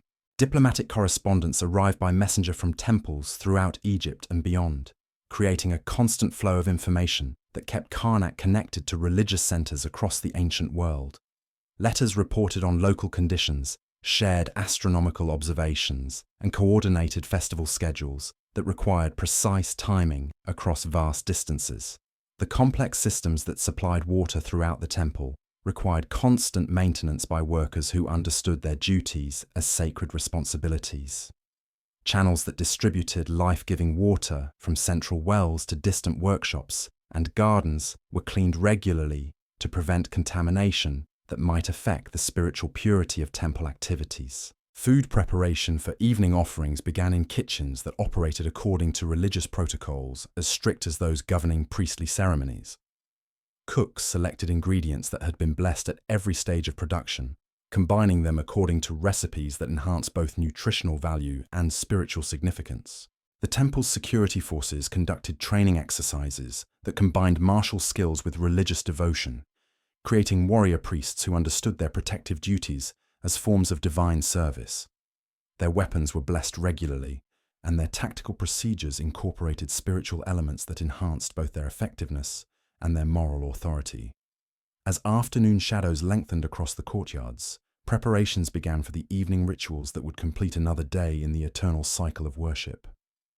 Fresh flowers were arranged on altars throughout the complex, while incense was prepared according to formulas that had proven pleasing to specific deities during centuries of experimentation. The sun's westward journey toward the horizon marked time in the cosmic rhythm that governed all temple activities. Each hour brought different responsibilities and opportunities for service, but all were united by the common purpose of maintaining the sacred relationship between heaven and earth that sustained Egyptian civilization. Evening prayers began to echo from various shrines as priests prepared to put their gods to rest with the same care that had awakened them at dawn. The day's offerings were presented with gratitude for divine protection received and requests for continued blessing through the night hours ahead. Temple workers who had labored since dawn began to hand their responsibilities to night shift personnel, creating seamless transitions that maintained essential services while allowing proper rest for those who had served faithfully through another day. The changing of duties occurred with precision that reflected both practical necessity and spiritual significance. The approaching sunset transformed temple walls from harsh stone surfaces into golden canvases that seemed to glow with inner light. This daily metamorphosis reminded all who witnessed it that Karnak was more than architecture and administration. It was a living bridge between mortal and divine realms, a place where human dedication and celestial presence combined to create something greater than either could achieve separately. Night approached with its own rhythms and responsibilities, but the eternal cycle of worship continued unbroken. Guards took their positions at sacred spaces, while priests prepared for ceremonies that would sustain divine protection through the dangerous hours when Ra's boat journeyed through the underworld. The temple never slept, never paused in its devotion, never wavered in its commitment to maintaining the cosmic order that kept Egypt secure and prosperous. The stars emerged in the darkening sky as oil lamps were lit throughout the complex, their flickering flames creating moving shadows that seemed to dance with invisible presences. Night workers began their specialized duties, understanding that darkness brought both different dangers and unique opportunities for spiritual communion with forces that stirred when the boundary between worlds grew thin. Another day in the life of Karnak concluded as thousands of others had before it, with prayers rising toward heaven and faithful servants settling into rest earned through devoted service. The great temple complex stood as testament to human dedication and divine presence, a monument to the power of sustained faith, to create institutions that could endure for millennia while adapting to changing circumstances without losing their essential character.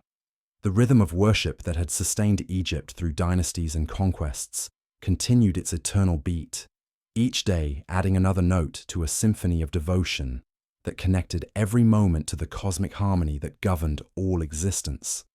Within Karnak's walls, the sacred and mundane merged into seamless unity, creating a way of life that transformed every task into prayer and every duty into opportunity for divine service. Service. The morning sun cast long shadows across the sacred lake as temple servants began their daily pilgrimage to collect the purest water for divine ceremonies. This artificial lake, fed by channels connecting to the Nile, served purposes that extended far beyond simple utility. Its waters underwent constant purification through filtration systems that combined practical engineering with spiritual cleansing, creating liquid that was considered worthy of touching divine statues. The lake's maintenance required a dedicated team of waterkeepers who understood their duties as sacred trust. They tested the water's clarity each dawn, removed any debris that might have fallen during the night, and performed blessing rituals that enhanced its spiritual properties. The surface had to remain perfectly still during certain ceremonies, reflecting the sky like a mirror that connected earthly worship with celestial powers. Fish swam in the sacred waters, but only species considered holy to specific gods were permitted to live there. These aquatic residents were fed carefully controlled diets and protected from predators by nets that were woven according to religious specifications. The fish themselves became offerings during special festivals, their lives in sacred water, transforming them into gifts worthy of divine consumption. The lake's edges were lined with stone steps that descended into the water at precise angles, calculated to create optimal acoustics for prayers recited during purification ceremonies. Priests would stand waist-deep in the cool water while chanting formulas that echoed across the surface, their voices seeming to multiply as sound waves reflected between the stone walls that surrounded this aquatic sanctuary. Lotus flowers bloomed in carefully tended sections of the lake, their petals opening with the sunrise and closing at dusk in rhythm with the daily cycle of divine consciousness. These sacred blossoms provided decorations for altars throughout the complex, but they also served symbolic purposes that connected earthly beauty with cosmic principles of renewal and rebirth. Water birds considered sacred to various deities made their homes among the lotus beds, their presence interpreted as signs of divine approval for temple activities. Ibises waded through the shallows hunting fish, their movements monitored by priest ornithologists who recorded behavioral patterns that might contain prophetic messages. Ducks and geese raised their young in protected coves where temple guards ensured their safety from human interference. The sound of water lapping against stone steps provided a constant acoustic backdrop that masked conversations and created environments conducive to meditation. This natural white noise helped worshippers focus their thoughts, while providing privacy for consultations between priests and petitioners seeking spiritual guidance. Purification rituals conducted at the sacred lake followed elaborate protocols that varied according to the spiritual rank of participants and the nature of their temple duties. Common priests immersed themselves 3 times while reciting basic cleansing formulas, but high-ranking officials underwent more complex ceremonies that might take an hour to complete properly. The water's temperature was monitored throughout the day, with servants adding heated water from temple boilers during winter months to prevent the shock of cold immersion from disrupting spiritual concentration. Special heating systems used channels that circulated warm water without creating currents that might disturb the surface calm required for certain rituals. During festival seasons, the sacred lake became a focal point for elaborate ceremonies that drew thousands of spectators. Decorated boats carrying divine statues would glide across the still surface while musicians performed from specially constructed platforms that seemed to float on the water itself. These aquatic processions created spectacles that combined religious devotion with artistic magnificence. The lake's symbolic significance extended beyond its practical uses, representing the primordial waters from which all creation emerged according to Egyptian mythology. Priests would contemplate its depths while pondering theological questions about the nature of existence and the relationship between chaos and order that governed cosmic principles. Night ceremonies at the sacred lake involved different rituals designed to honor gods who ruled over darkness and the underworld journey of the sun. Oil lamps floating on the water's surface created reflections that seemed to double the number of lights, symbolizing the connection between earthly worship and celestial illumination that guided souls through dangerous nocturnal passages. The lake's construction had required engineering expertise that rivaled any project in the ancient world. Stone-lined channels distributed water throughout the complex while maintaining the precise levels necessary for different ceremonial purposes. Overflow systems prevented flooding during Nile flood seasons while ensuring adequate water supply during dry periods. Maintenance crews worked constantly to preserve the lake's perfection, removing algae that might cloud the water and repairing stone surfaces that showed signs of wear from centuries of religious use. Their tools were blessed before each task, and their work schedules coordinated with religious calendars to avoid disrupting important ceremonies. The sacred lake served as a training ground for young priests, learning the complex purification procedures that would govern their entire careers. Novices practiced immersion techniques under the supervision of experienced mentors who corrected their posture, breathing, and recitation until every movement reflected proper spiritual preparation. Medical treatments sometimes incorporated water from the sacred lake, which was believed to possess healing properties that enhanced the effectiveness of conventional remedies. Patients would drink small quantities of the blessed water while physicians recited prayers asking for divine assistance in their recovery. The lake's role in temple economics was substantial, as pilgrims paid fees for the privilege of participating in purification ceremonies conducted in its sacred waters. These revenues supported maintenance costs while funding charitable activities that provided medical care and food distribution to needy members of the surrounding community. Diplomatic visitors from foreign kingdoms were often invited to witness ceremonies at the sacred lake as demonstrations of Egyptian religious sophistication. These carefully orchestrated events showcased the temple's wealth and organizational capabilities, while creating opportunities for cultural exchange that strengthened international relationships. The water's spiritual potency was believed to increase during certain astronomical alignments, making timing crucial for the most important purification rituals. Temple astronomers calculated optimal periods when celestial influences would enhance the lake's ability to cleanse both physical impurities and spiritual contamination. Storage systems preserved sacred water in underground cisterns that maintained its purity while providing reserves for use during maintenance periods when the main lake might be temporarily drained for cleaning. These backup supplies underwent the same blessing rituals as water drawn directly from the lake's surface. The lake's influence extended throughout the temple complex, with channels carrying its blessed water to workshops where craftsmen used it for mixing paints and preparing materials for sacred objects.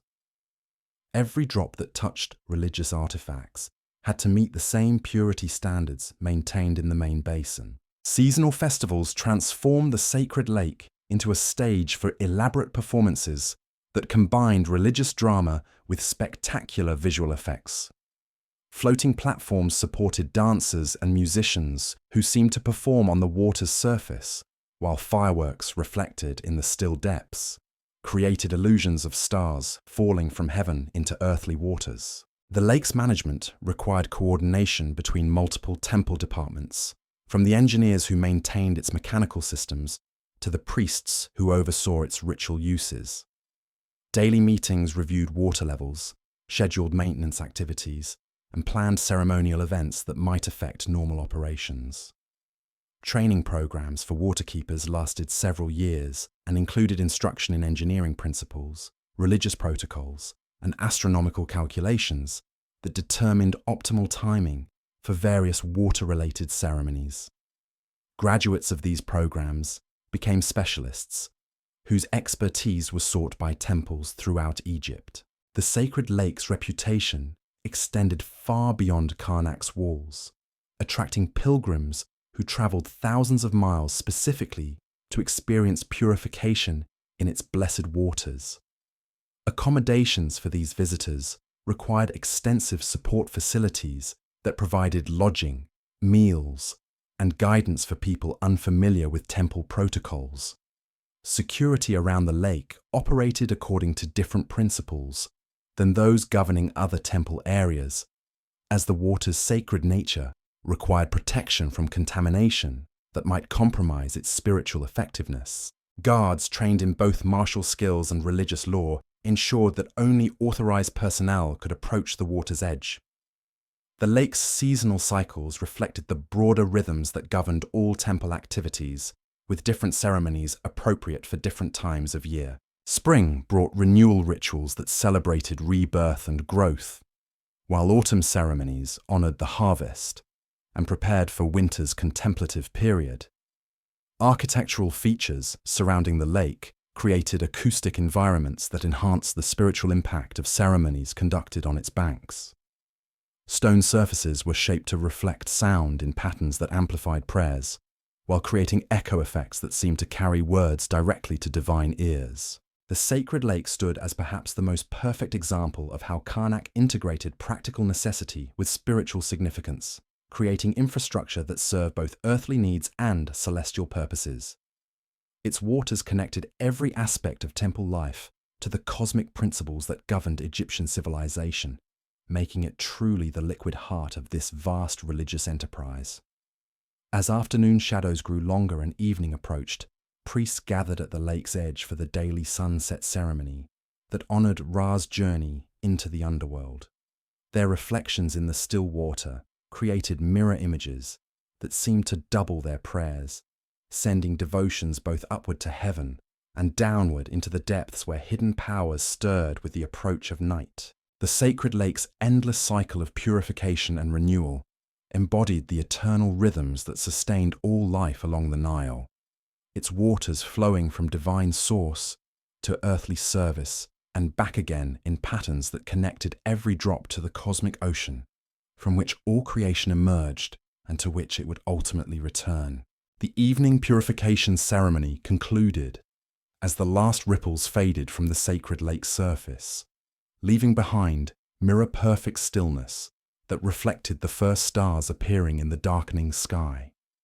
The transition from day to night at Karnak required careful orchestration of countless activities, each time to maintain the cosmic harmony that kept Egypt secure under divine protection. In the sanctuary of Amun-Ra, the high priest began the elaborate evening ritual that would prepare the god for his nightly journey through the underworld. The golden statue, which had received visitors and petitions throughout the day, now required preparation for the dangerous passage that every deity undertook when darkness fell across the land. This ceremony carried different spiritual weight than the morning awakening, focusing on protection and safe passage rather than renewal and activation. The evening meal presented to Amun reflected the solemnity of nightfall, with offerings that emphasized sustenance for the arduous journey ahead.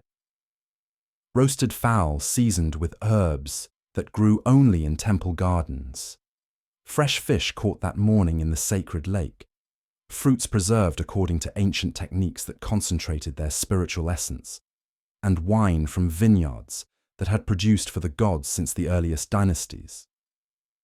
Each offering was presented with prayers that acknowledged the risks inherent in the sun, God's nightly death and rebirth cycle. The high priest's voice carried undertones of concern as he recited formulas designed to strengthen Amun for his battle against the serpent of chaos that threatened to devour the sun each night. Without this divine victory, dawn would never come, and Egypt would be plunged into eternal darkness.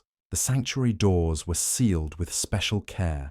As evening deepened, multiple locks and magical protections ensuring that the god would remain safe, while his consciousness traveled to otherworldly realms.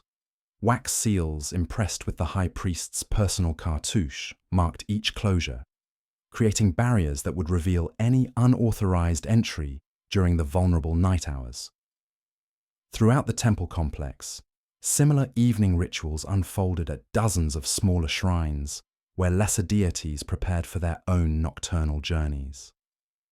The goddess Mut received offerings of silver jewelry and perfumes made from night-blooming flowers, while Khonsu, the moon god, was honored with objects that reflected his growing power as darkness strengthened his influence over earthly affairs. The temple's night shift assumed their duties with solemnity appropriate to the dangers that stirred when daylight faded. These men had been selected not only for their devotion and reliability, but for their ability to remain calm in the presence of supernatural forces that became active during the hours of darkness. Their training included instruction in protective rituals and recognition of spiritual disturbances that might threaten the sacred precinct. Night workers throughout the complex began their specialized tasks with understanding that their labors contributed to the cosmic struggle between order and chaos that played out each evening. Bakers who prepared tomorrow's offerings worked in chambers lit by oil lamps that cast dancing shadows on walls covered with protective hieroglyphs. Their bread would nourish gods, emerging victorious from underworld battles, making their craft an essential part of the divine victory. The temple's breweries continued fermentation processes, that required careful monitoring through the night hours. Master brewers understood that the spiritual quality of their products could be affected by the supernatural tensions that accompanied darkness, requiring them to perform protective rituals over their vats, while adjusting ingredients according to formulas that enhanced both flavor and sacred potency. In the medical quarters, night physicians prepared for emergencies that might arise from spiritual disturbances affecting sensitive individuals. Some people experience physical symptoms during the sun god's underworld journey, requiring treatments that combined herbal remedies with protective amulets and prayers designed to shield patients from otherworldly influences. The temple's astronomers climbed to their observation platforms, carrying instruments calibrated to track celestial movements that determined the success or failure of divine battles occurring beyond mortal sight. Their calculations would provide essential information for tomorrow's rituals, but they also served immediate purposes by monitoring cosmic conditions that might affect the temple's spiritual defenses. Guard patrols walking the perimeter walls followed routes designed to create protective circuits around the most vulnerable areas of the complex. Their presence served as both deterrent to human intruders and barrier against supernatural threats that might seek to exploit the temporary weakening of divine protection that accompanied the gods' nightly journeys. The sacred cats that prowled Karnak's corridors during daylight hours became even more important as darkness fell. Their superior night vision and spiritual sensitivity making them ideal guardians against malevolent entities that avoided bright sunlight. These feline protectors received special rations that enhanced their supernatural awareness while strengthening their natural hunting instincts. Temple scribes working by lamplight maintained correspondence that connected Karnak to religious centers throughout the ancient world, sharing information about astronomical observations and ritual innovations that might strengthen collective defenses against the forces of chaos. Their letters traveled by night messengers who understood their cargo's importance for maintaining cosmic order. The sound of night prayers echoed through corridors where oil lamps created pools of golden light separated by mysterious shadows. These devotions followed different patterns than daytime worship, emphasizing protection and endurance rather than celebration and renewal. The acoustic properties of stone architecture amplified these supplications, carrying them upward through darkness toward divine ears. Water carriers made their rounds through the complex, refilling ceremonial basins and refreshing supplies used for purification rituals that might be needed if spiritual contamination occurred during the dangerous night hours. Their work required them to navigate familiar passages transformed by lamplight into landscapes that seemed both familiar and alien. In the workshops where sacred objects were crafted, night artisans worked on projects that could only be completed during specific lunar phases, when celestial influences enhanced their spiritual potency. Master craftsmen supervised apprentices who learned to recognize the subtle signs that indicated when their work was properly aligned with cosmic forces. The temple's legal courts suspended normal operations during night hours, but emergency procedures remained available for situations that required immediate divine intervention. Priest judges trained in both religious law and supernatural phenomena stood ready to address crises that might arise from spiritual disturbances affecting temple personnel or visiting pilgrims. Educational activities shifted to subjects considered more appropriate for nighttime study, with advanced students learning astronomical calculations and mystical texts that were traditionally transmitted during dark hours when their esoteric content could be better absorbed without the distractions of ordinary temple business. The sacred lake reflected starlight like a mirror connecting earthly waters with celestial illumination, its still surface occasionally disturbed by night birds that were considered messengers carrying reports about the progress of divine battles being fought beyond mortal comprehension. Priests stationed at its edges monitored these avian visitors for signs that might require adjustments to protective rituals. Night-blooming flowers in temple gardens released fragrances that were believed to attract beneficial spirits while repelling malevolent entities seeking to disrupt the cosmic order. Garden priests tended these plants with techniques passed down through generations of nocturnal horticulturists who understood their cultivation as spiritual warfare conducted through agricultural means. The temple's treasure houses received additional security during night hours when supernatural thieves might attempt to steal objects whose power could be used to disrupt divine protection. Guard rotations followed patterns designed to prevent both human intrusion and otherworldly interference with the accumulated wealth that supported temple operations. Food storage areas required constant vigilance against contamination that might occur if spiritual disturbances affected the purity of provisions intended for divine consumption. Night inspectors examined grain stores, meat preservation chambers, and wine cellars for signs of supernatural interference that could compromise tomorrow's offerings. The complex heating systems that maintained comfortable temperatures throughout living quarters operated according to religious protocols that prevented spiritual contamination from affecting the flames used for warmth and cooking. Only blessed fuel could be burned in sacred spaces, and the fires themselves required regular consecration to maintain their purity.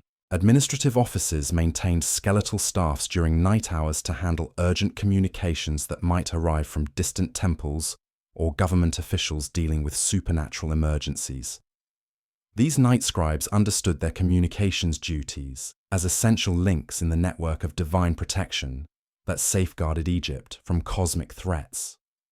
The temple's diplomatic correspondence included regular reports to foreign courts about successful completion of protective rituals that benefited international allies as well as Egyptian interests. These letters served both political and spiritual purposes by demonstrating Karnak's continued effectiveness in maintaining cosmic order that protected the civilized world.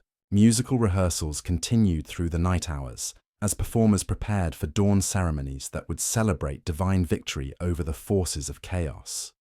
Their practice sessions followed acoustic principles designed to avoid disturbing sleeping gods, while maintaining the precision required for rituals that would welcome Ra's triumphant return from the underworld. The temple's intelligence networks gathered information about supernatural disturbances reported from throughout the kingdom, analyzing patterns that might indicate coordinated attacks against divine authority or local manifestations of cosmic instability that required intervention from Karnak's powerful spiritual resources. As midnight approached, the most sensitive period of the nightly cycle, all activities throughout the complex shifted to maximum alertness. This was the hour when the sun god's battle reached its climax, when the outcome remained uncertain, and when the forces of chaos made their strongest efforts to prevent dawn from ever returning to the world. The high priest emerged from his private chambers to conduct the midnight vigil that marked the critical phase of the divine struggle. His presence in the main courtyard signaled to all temple personnel that the most dangerous hours had arrived, requiring heightened vigilance and intensified protective measures throughout the sacred precinct. Night guards doubled their patrols while maintenance workers suspended all but essential activities to avoid creating disturbances that might interfere with the cosmic battle being fought beyond mortal sight. The entire temple complex held its breath, waiting for signs that would indicate whether divine victory was assured or whether additional protective measures might be required. The sound of distant thunder might indicate supernatural warfare, while unusual animal behavior could signal the approach of spiritual disturbances that required immediate response from trained personnel. Every sight and sound was analyzed for prophetic significance that might guide decisions about defensive preparations or ritual adjustments needed to support divine forces. The temple's cats became especially active during these critical hours, their supernatural sensitivity allowing them to detect otherworldly presences that human guards might miss. Their movements were monitored by specially trained observers who understood feline behavior as a form of early warning system for spiritual threats. Water in the sacred lake sometimes showed unusual patterns during the midnight hours, with ripples appearing on its surface despite the absence of wind or visible disturbance. These phenomena were interpreted as reflections of the cosmic battle being fought in otherworldly realms, requiring careful observation and documentation for analysis by senior priests.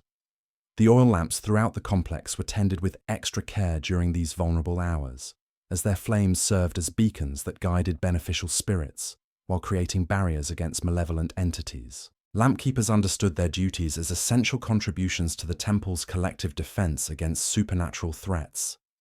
Incense burning in various shrines was monitored for changes in its smoke patterns that might indicate spiritual disturbances affecting the sacred spaces. Unusual colors or movements in the fragrant clouds were recorded as potential omens, requiring interpretation by specialists trained in reading supernatural signs. The midnight vigil continued until the first signs appeared that divine victory was assured and dawn would return to bless the earth with renewed light. These indications might be subtle, requiring experienced observers to recognize the cosmic shift that marked the turning point in the nightly battle between order and chaos. As the critical hours passed and divine triumph became certain, the temple's rhythm gradually shifted from maximum alertness to cautious optimism. Activities suspended during the dangerous period could resume, though full relaxation would not occur until sunrise confirmed the successful completion of another cosmic cycle. The approaching dawn brought renewed energy to preparations for morning rituals that would celebrate divine victory and welcome Ra's triumphant return from his underworld journey. Night workers, who had maintained vigilance through the dangerous hours, prepared to hand their responsibilities to day shift personnel, ensuring seamless continuity in the eternal cycle of worship. The eastern horizon began to show the faint glow that preceded sunrise as temple personnel throughout the complex prepared for the joyous ceremonies that would mark another successful defense of cosmic order. Oil lamps were gradually extinguished as natural light began to illuminate spaces that had been shrouded in protective darkness. The sound of morning preparations echoed through corridors where the tensions of night gradually gave way to the confident activities of approaching day. Fresh flowers were cut from temple gardens to decorate altars celebrating divine victory, while incense was prepared according to formulas designed to express gratitude for protection received during the dark hours. The sacred lake's surface began to reflect the growing light in the eastern sky, its mirror-like stillness now serving as a symbol of peace restored rather than vigilant watchfulness against supernatural threats.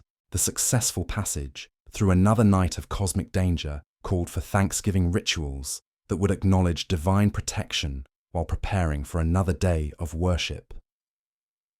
As sunrise approached and the nightly crisis passed into memory, Karnak prepared to resume its daytime rhythms with gratitude for divine victory and confidence in continued protection. The eternal cycle of worship, danger, and renewal that had sustained Egypt for millennia continued its ancient pattern, connecting each dawn to the cosmic triumph that made civilized life possible along the blessed Nile. The first golden rays touched the temple walls as dawn ceremonies reached their crescendo throughout Karnak's sacred precinct. Within minutes, the complex would transform from a place of protective vigilance into a bustling center of renewed devotional activity. The successful passage through another night of cosmic danger filled every priest and worker with quiet satisfaction that came from duties faithfully completed during the most vulnerable hours. In the sanctuary of Amun-Ra, the morning unsealing ceremony began with the high priest approaching the protected doors that had safeguarded the god through his perilous underworld journey. His hands trembled slightly, not from fear, but from the overwhelming spiritual energy that radiated from behind the sealed barriers. The wax impressions that had marked each lock showed no signs of tampering, confirming that divine protection had remained intact throughout the dangerous night. The golden statue within seemed to pulse with renewed vitality as lamplight revealed surfaces that gleamed with supernatural brilliance. The crystal eyes that had appeared dim during the midnight hours now sparkled with the reflected fire of victory over chaos. Amun-Ra had emerged triumphant from his nightly battle, ready to bestow blessings upon the land of Egypt for another day. The morning purification ritual took on special significance after nights when cosmic tensions had run particularly high. The sacred water used to cleanse the statue carried additional spiritual potency, having been blessed during the critical midnight hours when divine forces were most concentrated. Each drop that touched the golden surface seemed to shimmer with energy that had been accumulated during the dangerous passage through otherworldly realms. The presentation of the morning meal became a celebration of divine victory rather than simple sustenance. Bread that had been baked during the night hours while supernatural battles raged carried the spiritual essence of triumph over darkness. Beer that had fermented while cosmic order hung in the balance now offered liquid embodiment of renewed stability and divine favor. Throughout the complex, other deities emerged from their own nocturnal journeys with varying degrees of success and exhaustion. Some gods required additional attention and offerings to restore their full power after particularly difficult passages through the underworld. Others returned with enhanced abilities that would benefit their earthly devotees throughout the coming day. The goddess Mut, having accompanied her divine husband through the dangerous hours, received special honors that acknowledged her role in protecting Amun-Ra during his most vulnerable moments. Female priests offered her jewelry and perfumes that had been consecrated during the midnight vigil, their gifts carrying gratitude for feminine divine power that had helped ensure cosmic victory. Khonsu, the moon god whose influence waned with approaching sunrise, was honored for his guardianship during the dark hours when his silvery light had provided guidance through treacherous otherworldly landscapes. His priests offered silver objects that reflected the last traces of moonlight, acknowledging his contribution to the successful completion of another cosmic cycle. The temple's support staff resumed their daytime duties with renewed energy that came from witnessing another successful defense of divine order. Water carriers, who had maintained their vigilant rounds through the dangerous hours, now moved with lighter steps as they distributed fresh supplies for morning purification ceremonies. Their humble service had contributed to the cosmic victory that made another day possible. Garden priests inspected their plots with special attention to plants that had been stressed by supernatural tensions during the night hours. Some flowers showed signs of spiritual exhaustion, their petals wilted despite adequate water and care. These botanical casualties of cosmic warfare required special treatments that combined horticultural knowledge with protective rituals. The sacred lake reflected morning sunlight with unusual brilliance, its surface seeming to celebrate the successful passage through another night of potential catastrophe. The water itself appeared clearer and more luminous, as if divine victory had enhanced its spiritual properties beyond normal levels.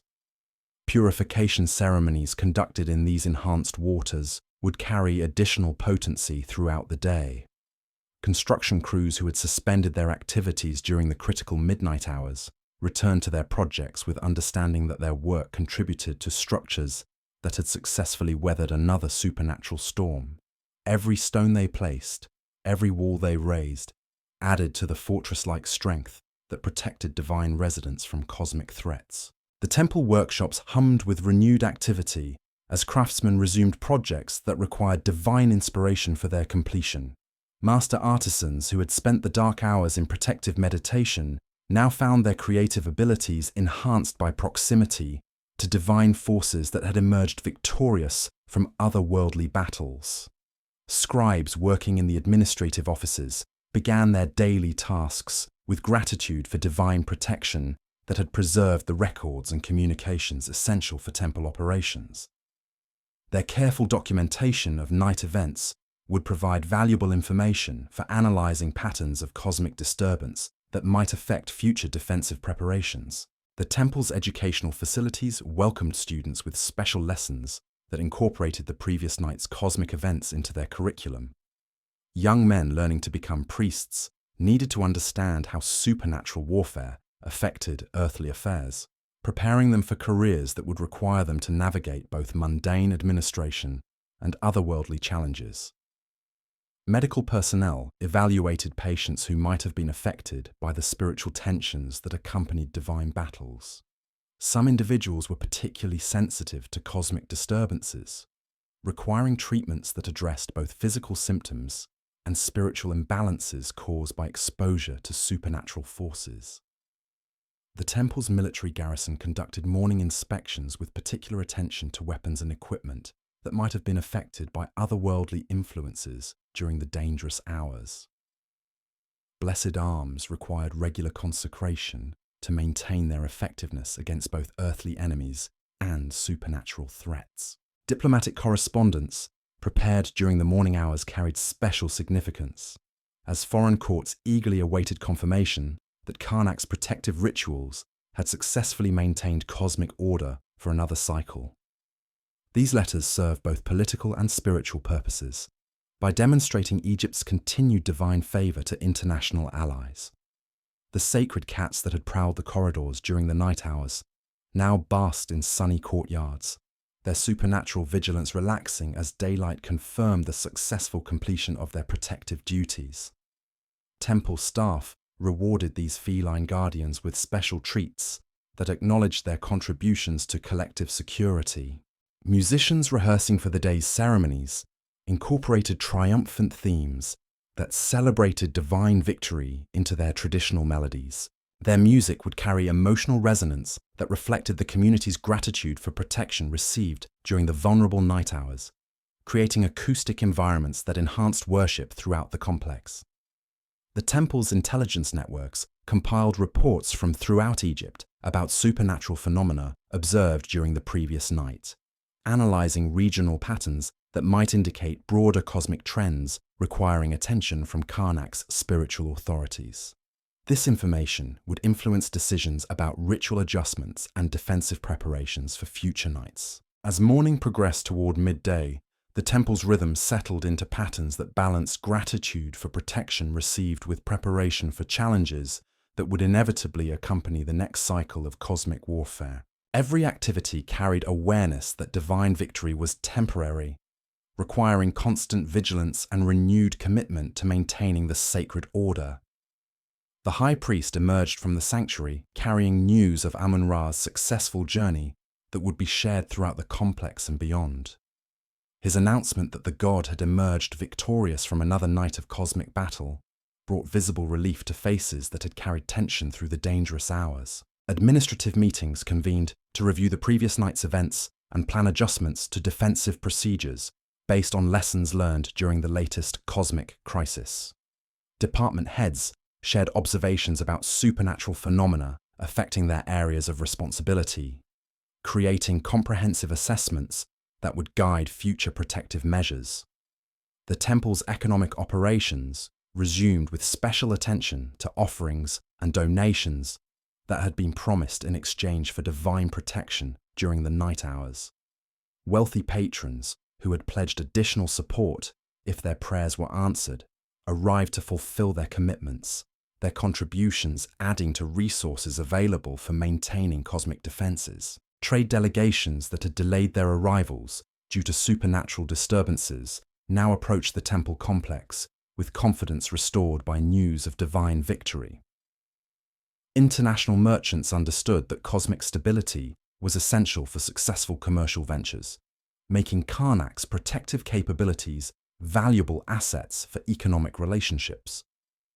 The temple court reconvened to address legal matters that had been suspended during the dangerous hours when spiritual contamination might have affected the clarity of divine justice. Judges who served as intermediaries between earthly law and cosmic order required confirmation of divine favor before resuming their duties as interpreters of sacred jurisprudence. Educational activities expanded to include special lectures on the theological significance of the previous night's events, helping students understand how cosmic battles affected earthly affairs and how proper ritual responses could influence the outcomes of future supernatural conflicts. The sacred lake became a focal point for Thanksgiving ceremonies as priests and worshippers gathered at its edges to offer prayers of gratitude for protection received during the vulnerable hours.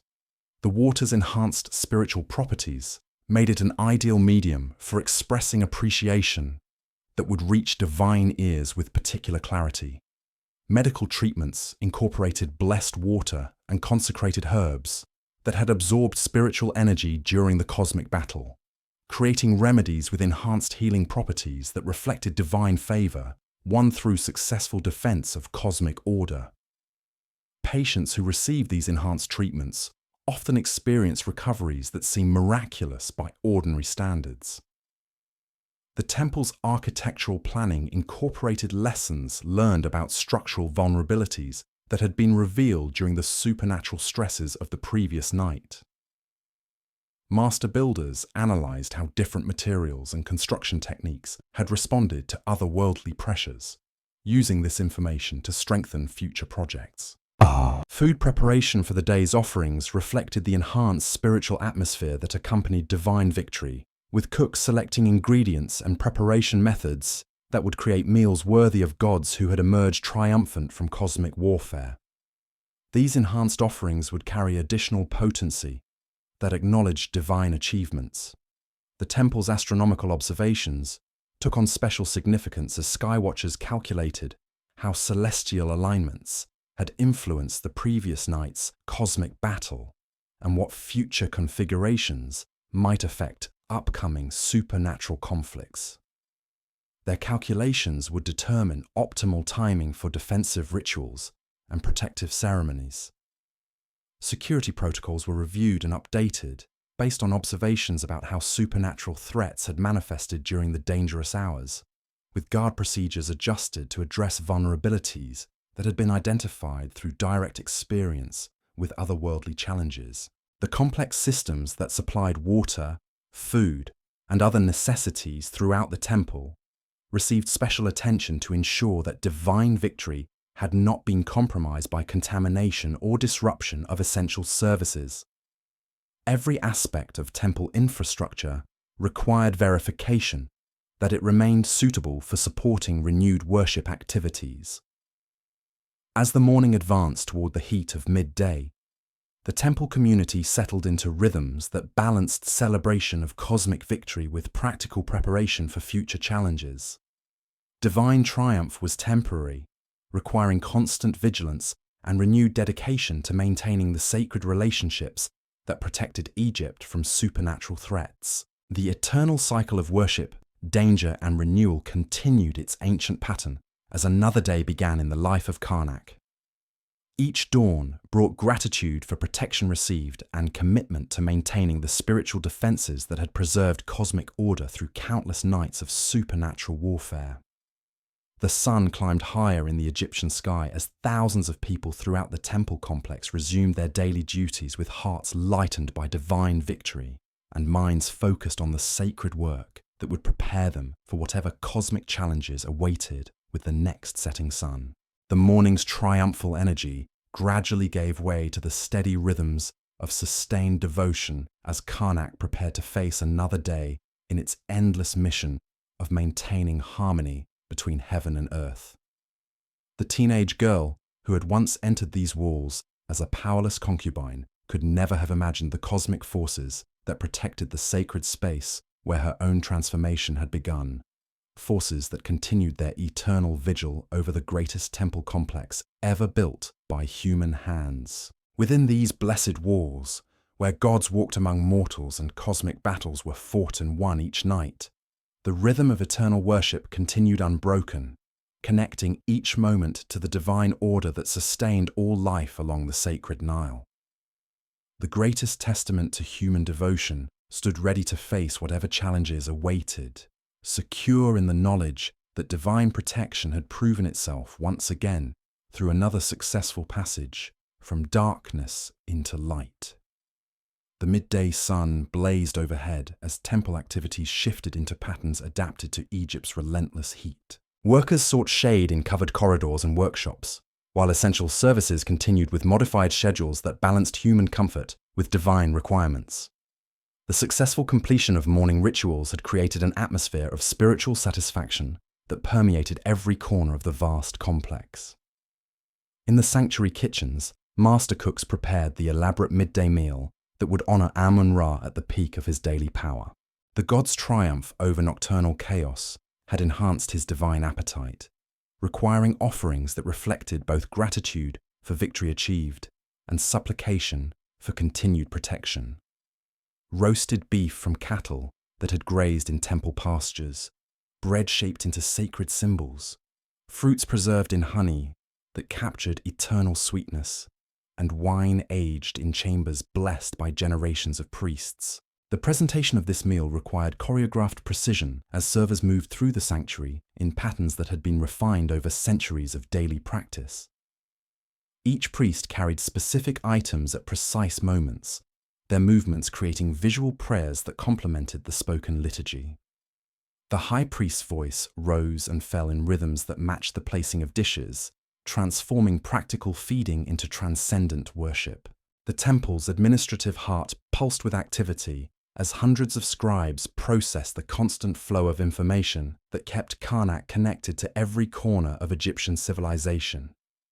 Tax records from distant provinces, reports from agricultural estates, correspondence with other temples, and diplomatic messages from foreign courts created streams of papyrus that flowed through chambers dedicated to different aspects of temple business. Senior administrators reviewed financial reports that documented the staggering wealth required to maintain daily operations at Karnak. The temple's economic power rivaled that of entire provinces, with resources flowing in from agricultural estates that stretched across thousands of acres, manufacturing operations that produced goods for both religious and commercial purposes, and donations from pharaohs, nobles, and common people seeking divine favor. The complexity of managing these resources required accounting systems that tracked everything from individual grains of incense to massive stone blocks used in construction projects. Master accountants supervised teams of specialized clerks who maintained records with precision that would impress modern auditors, their meticulous documentation preserving information about temple operations that would survive for millennia. Trade negotiations conducted in chambers adjacent to the administrative offices brought merchants from across the known world to conduct business with temple representatives. Nubian gold traders, Syrian cedar merchants, and Arabian spice dealers all sought contracts that would provide materials needed for religious ceremonies while generating profits that supported temple operations. These international transactions required diplomatic skills as refined as those used in government negotiations, with temple officials serving as cultural ambassadors who represented Egyptian interests while maintaining relationships essential for securing exotic materials unavailable within Egypt's borders. Their success in these negotiations affected not only temple operations, but Egypt's broader economic relationships with foreign powers. The temple's manufacturing operations hummed with activity as workshops produced everything needed for daily religious ceremonies and special festival celebrations. Master craftsmen supervised apprentices who learned techniques that combined practical skills with spiritual understanding, creating objects that served both functional and sacred purposes. The goldsmith workshops sparkled with precious metals being transformed into ceremonial objects of breathtaking beauty. Chalices that seemed to capture sunlight, jewelry fit for gods and pharaohs, and decorative elements that would adorn sacred spaces throughout the complex. Each piece required not only technical expertise, but also spiritual inspiration that elevated craftsmanship into divine service. Textile workshops wove fabrics that combined beauty with religious significance, their patterns incorporating symbols and colors that carried spiritual meaning beyond mere decoration. The finest linen garments worn by priests during ceremonies, hangings that decorated sacred spaces during festivals, and wrappings for ceremonial objects, all emerged from looms operated by artisans who understood their craft as form of prayer. The temple's educational facilities buzzed with intellectual activity as students from throughout Egypt gathered to receive instruction that would prepare them for careers in government, temple administration, or military service. The curriculum combined practical subjects with religious knowledge, creating graduates who understood their professional duties as forms of divine service. Mathematics instruction went far beyond basic arithmetic to cover geometry needed for construction projects. Astronomy required for religious calendars and accounting procedures necessary for managing complex economic operations. Students learned to calculate volumes, areas, and weights with accuracy that enabled them to participate in projects that required precise measurement and planning. Language studies occupied much of the academic day, as educated Egyptians needed fluency in both hieroglyphic and hieratic scripts, plus conversational ability in foreign languages encountered through diplomatic and commercial relationships. Master teachers evaluated student progress through examinations that tested not only technical proficiency, but also cultural understanding embedded in written communication. The temple library contained thousands of scrolls covering every subject known to Egyptian scholarship, from religious texts that preserved sacred knowledge to medical treatises that documented healing techniques developed over centuries of practice. Librarian priests maintained these collections with obsessive care, ensuring that irreplaceable knowledge would survive for future generations. Advanced students who showed exceptional promise in religious studies began preliminary training for careers that would dedicate their lives to divine service. This instruction started with intensive education about ritual purity, teaching young men the complex procedures required for approaching the gods safely and effectively. The temple's medical facilities treated patients whose conditions required therapies that combined practical medicine with spiritual healing. Physician priests understood human illness as manifestation of imbalances between spiritual forces, requiring treatments that addressed both physical symptoms and underlying cosmic disturbances. Surgical procedures performed in chambers dedicated to Sekhmet, the lioness goddess of healing, achieved success rates that attracted patients from throughout the ancient world. The instruments used were blessed before each operation, and surgeons offered prayers for divine guidance as they worked to restore health through techniques that wouldn't be matched elsewhere for centuries. The medical gardens provided ingredients for remedies that treated everything from minor injuries to complex diseases, their plants cultivated according to principles that enhanced both therapeutic effectiveness and spiritual potency. Garden priests understood each species as gift from specific deities, blessing their harvests with prayers that multiplied healing power. Pharmaceutical preparations combined herbal knowledge with religious wisdom, creating medicines that addressed both earthly ailments and supernatural influences that might contribute to illness. Patients often experienced improvements that seemed miraculous, reflecting the enhanced effectiveness of treatments that incorporated divine blessing along with practical therapeutic principles. The temple's military garrison maintained readiness for both earthly and supernatural threats through training that combined martial skills with spiritual discipline. These warrior priests understood their protective duties as sacred responsibilities that required constant vigilance and unwavering commitment to defending divine interests. Weapons training took place in courtyards, where blessed arms were used to practice techniques for both conventional warfare and supernatural combat. Soldiers learned to recognize spiritual threats that might not be visible to ordinary perception, while maintaining proficiency with spears, bows, and swords that could address more mundane dangers. The garrison's intelligence operations gathered information about potential threats throughout Egypt and beyond, their networks providing early warning about rebellions, foreign invasions, or supernatural disturbances that might require military intervention. This information was analyzed by specialists who understood both strategic planning and spiritual warfare. Fortification maintenance required constant attention to walls and gates that protected not only physical assets, but also sacred spaces that required isolation from contaminating influences. Guard posts were positioned according to principles that created overlapping fields of protection, while maintaining clear lines of sight for detecting approaching threats. The temple's diplomatic corps managed relationships with foreign kingdoms through correspondence that balanced Egyptian interests with international stability.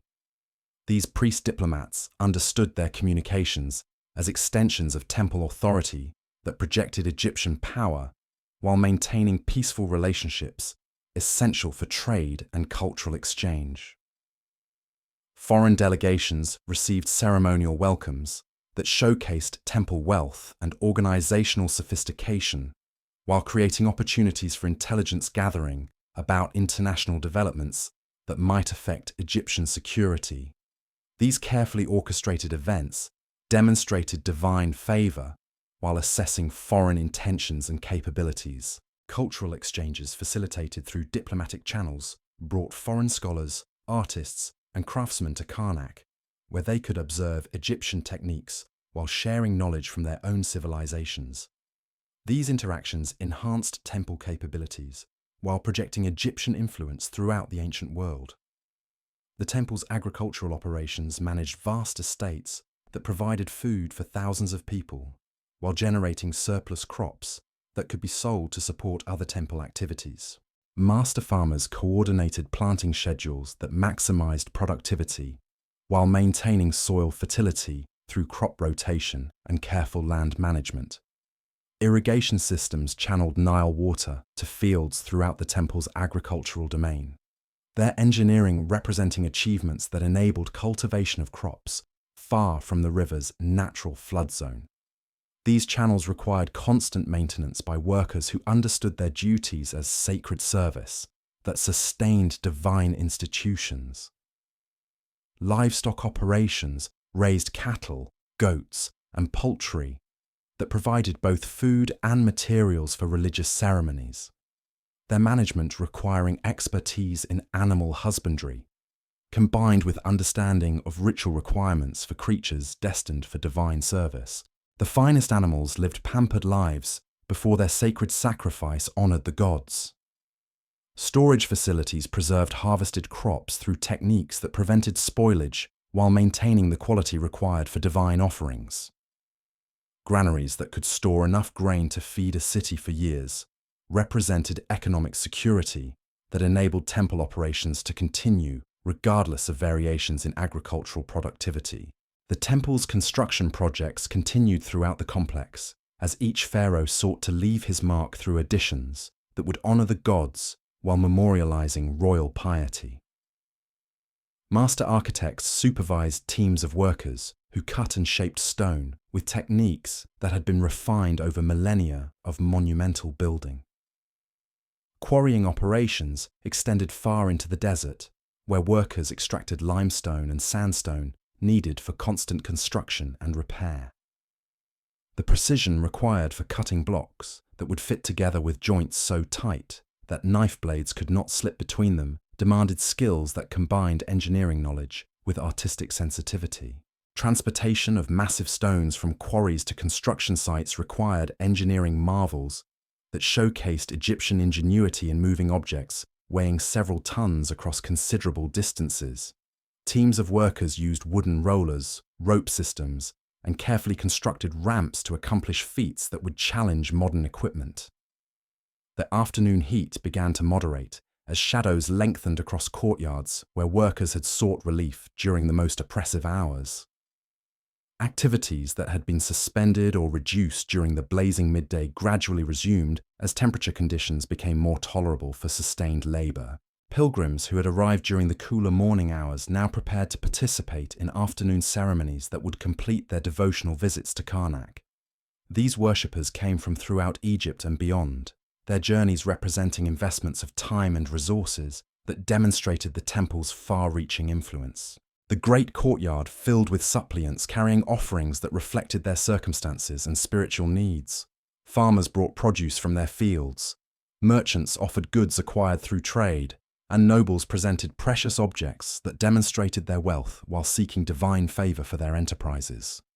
Each category of visitor required different handling by priests trained to provide appropriate spiritual guidance while maintaining the ceremonial protocols that governed access to different areas of the temple complex. This social navigation required diplomatic skills as refined as those used in international relations. The temple's legal courts reconvened during the cooler afternoon hours to address disputes and criminal cases that required resolution through divine justice. Proceedings combined practical jurisprudence with religious authority, creating decisions that carried both earthly and spiritual weight throughout Egyptian society. Property disputes, family law cases, and criminal proceedings all received attention from judges who understood their role as interpreters of divine will rather than mere administrators of human law. Their decisions influenced not only immediate parties, but also broader social relationships throughout the communities they served. The sound of afternoon prayers began to echo from various shrines, as priests prepared for evening rituals that would complete another day in the eternal cycle of worship. These devotions created acoustic environments that enhanced spiritual contemplation, while providing comfort to worshippers seeking divine guidance for their personal challenges. The sacred lake reflected the afternoon sunlight with brilliance that seemed to intensify as evening approached, its surface serving as focal point for meditation and prayer that connected earthly worship with celestial powers.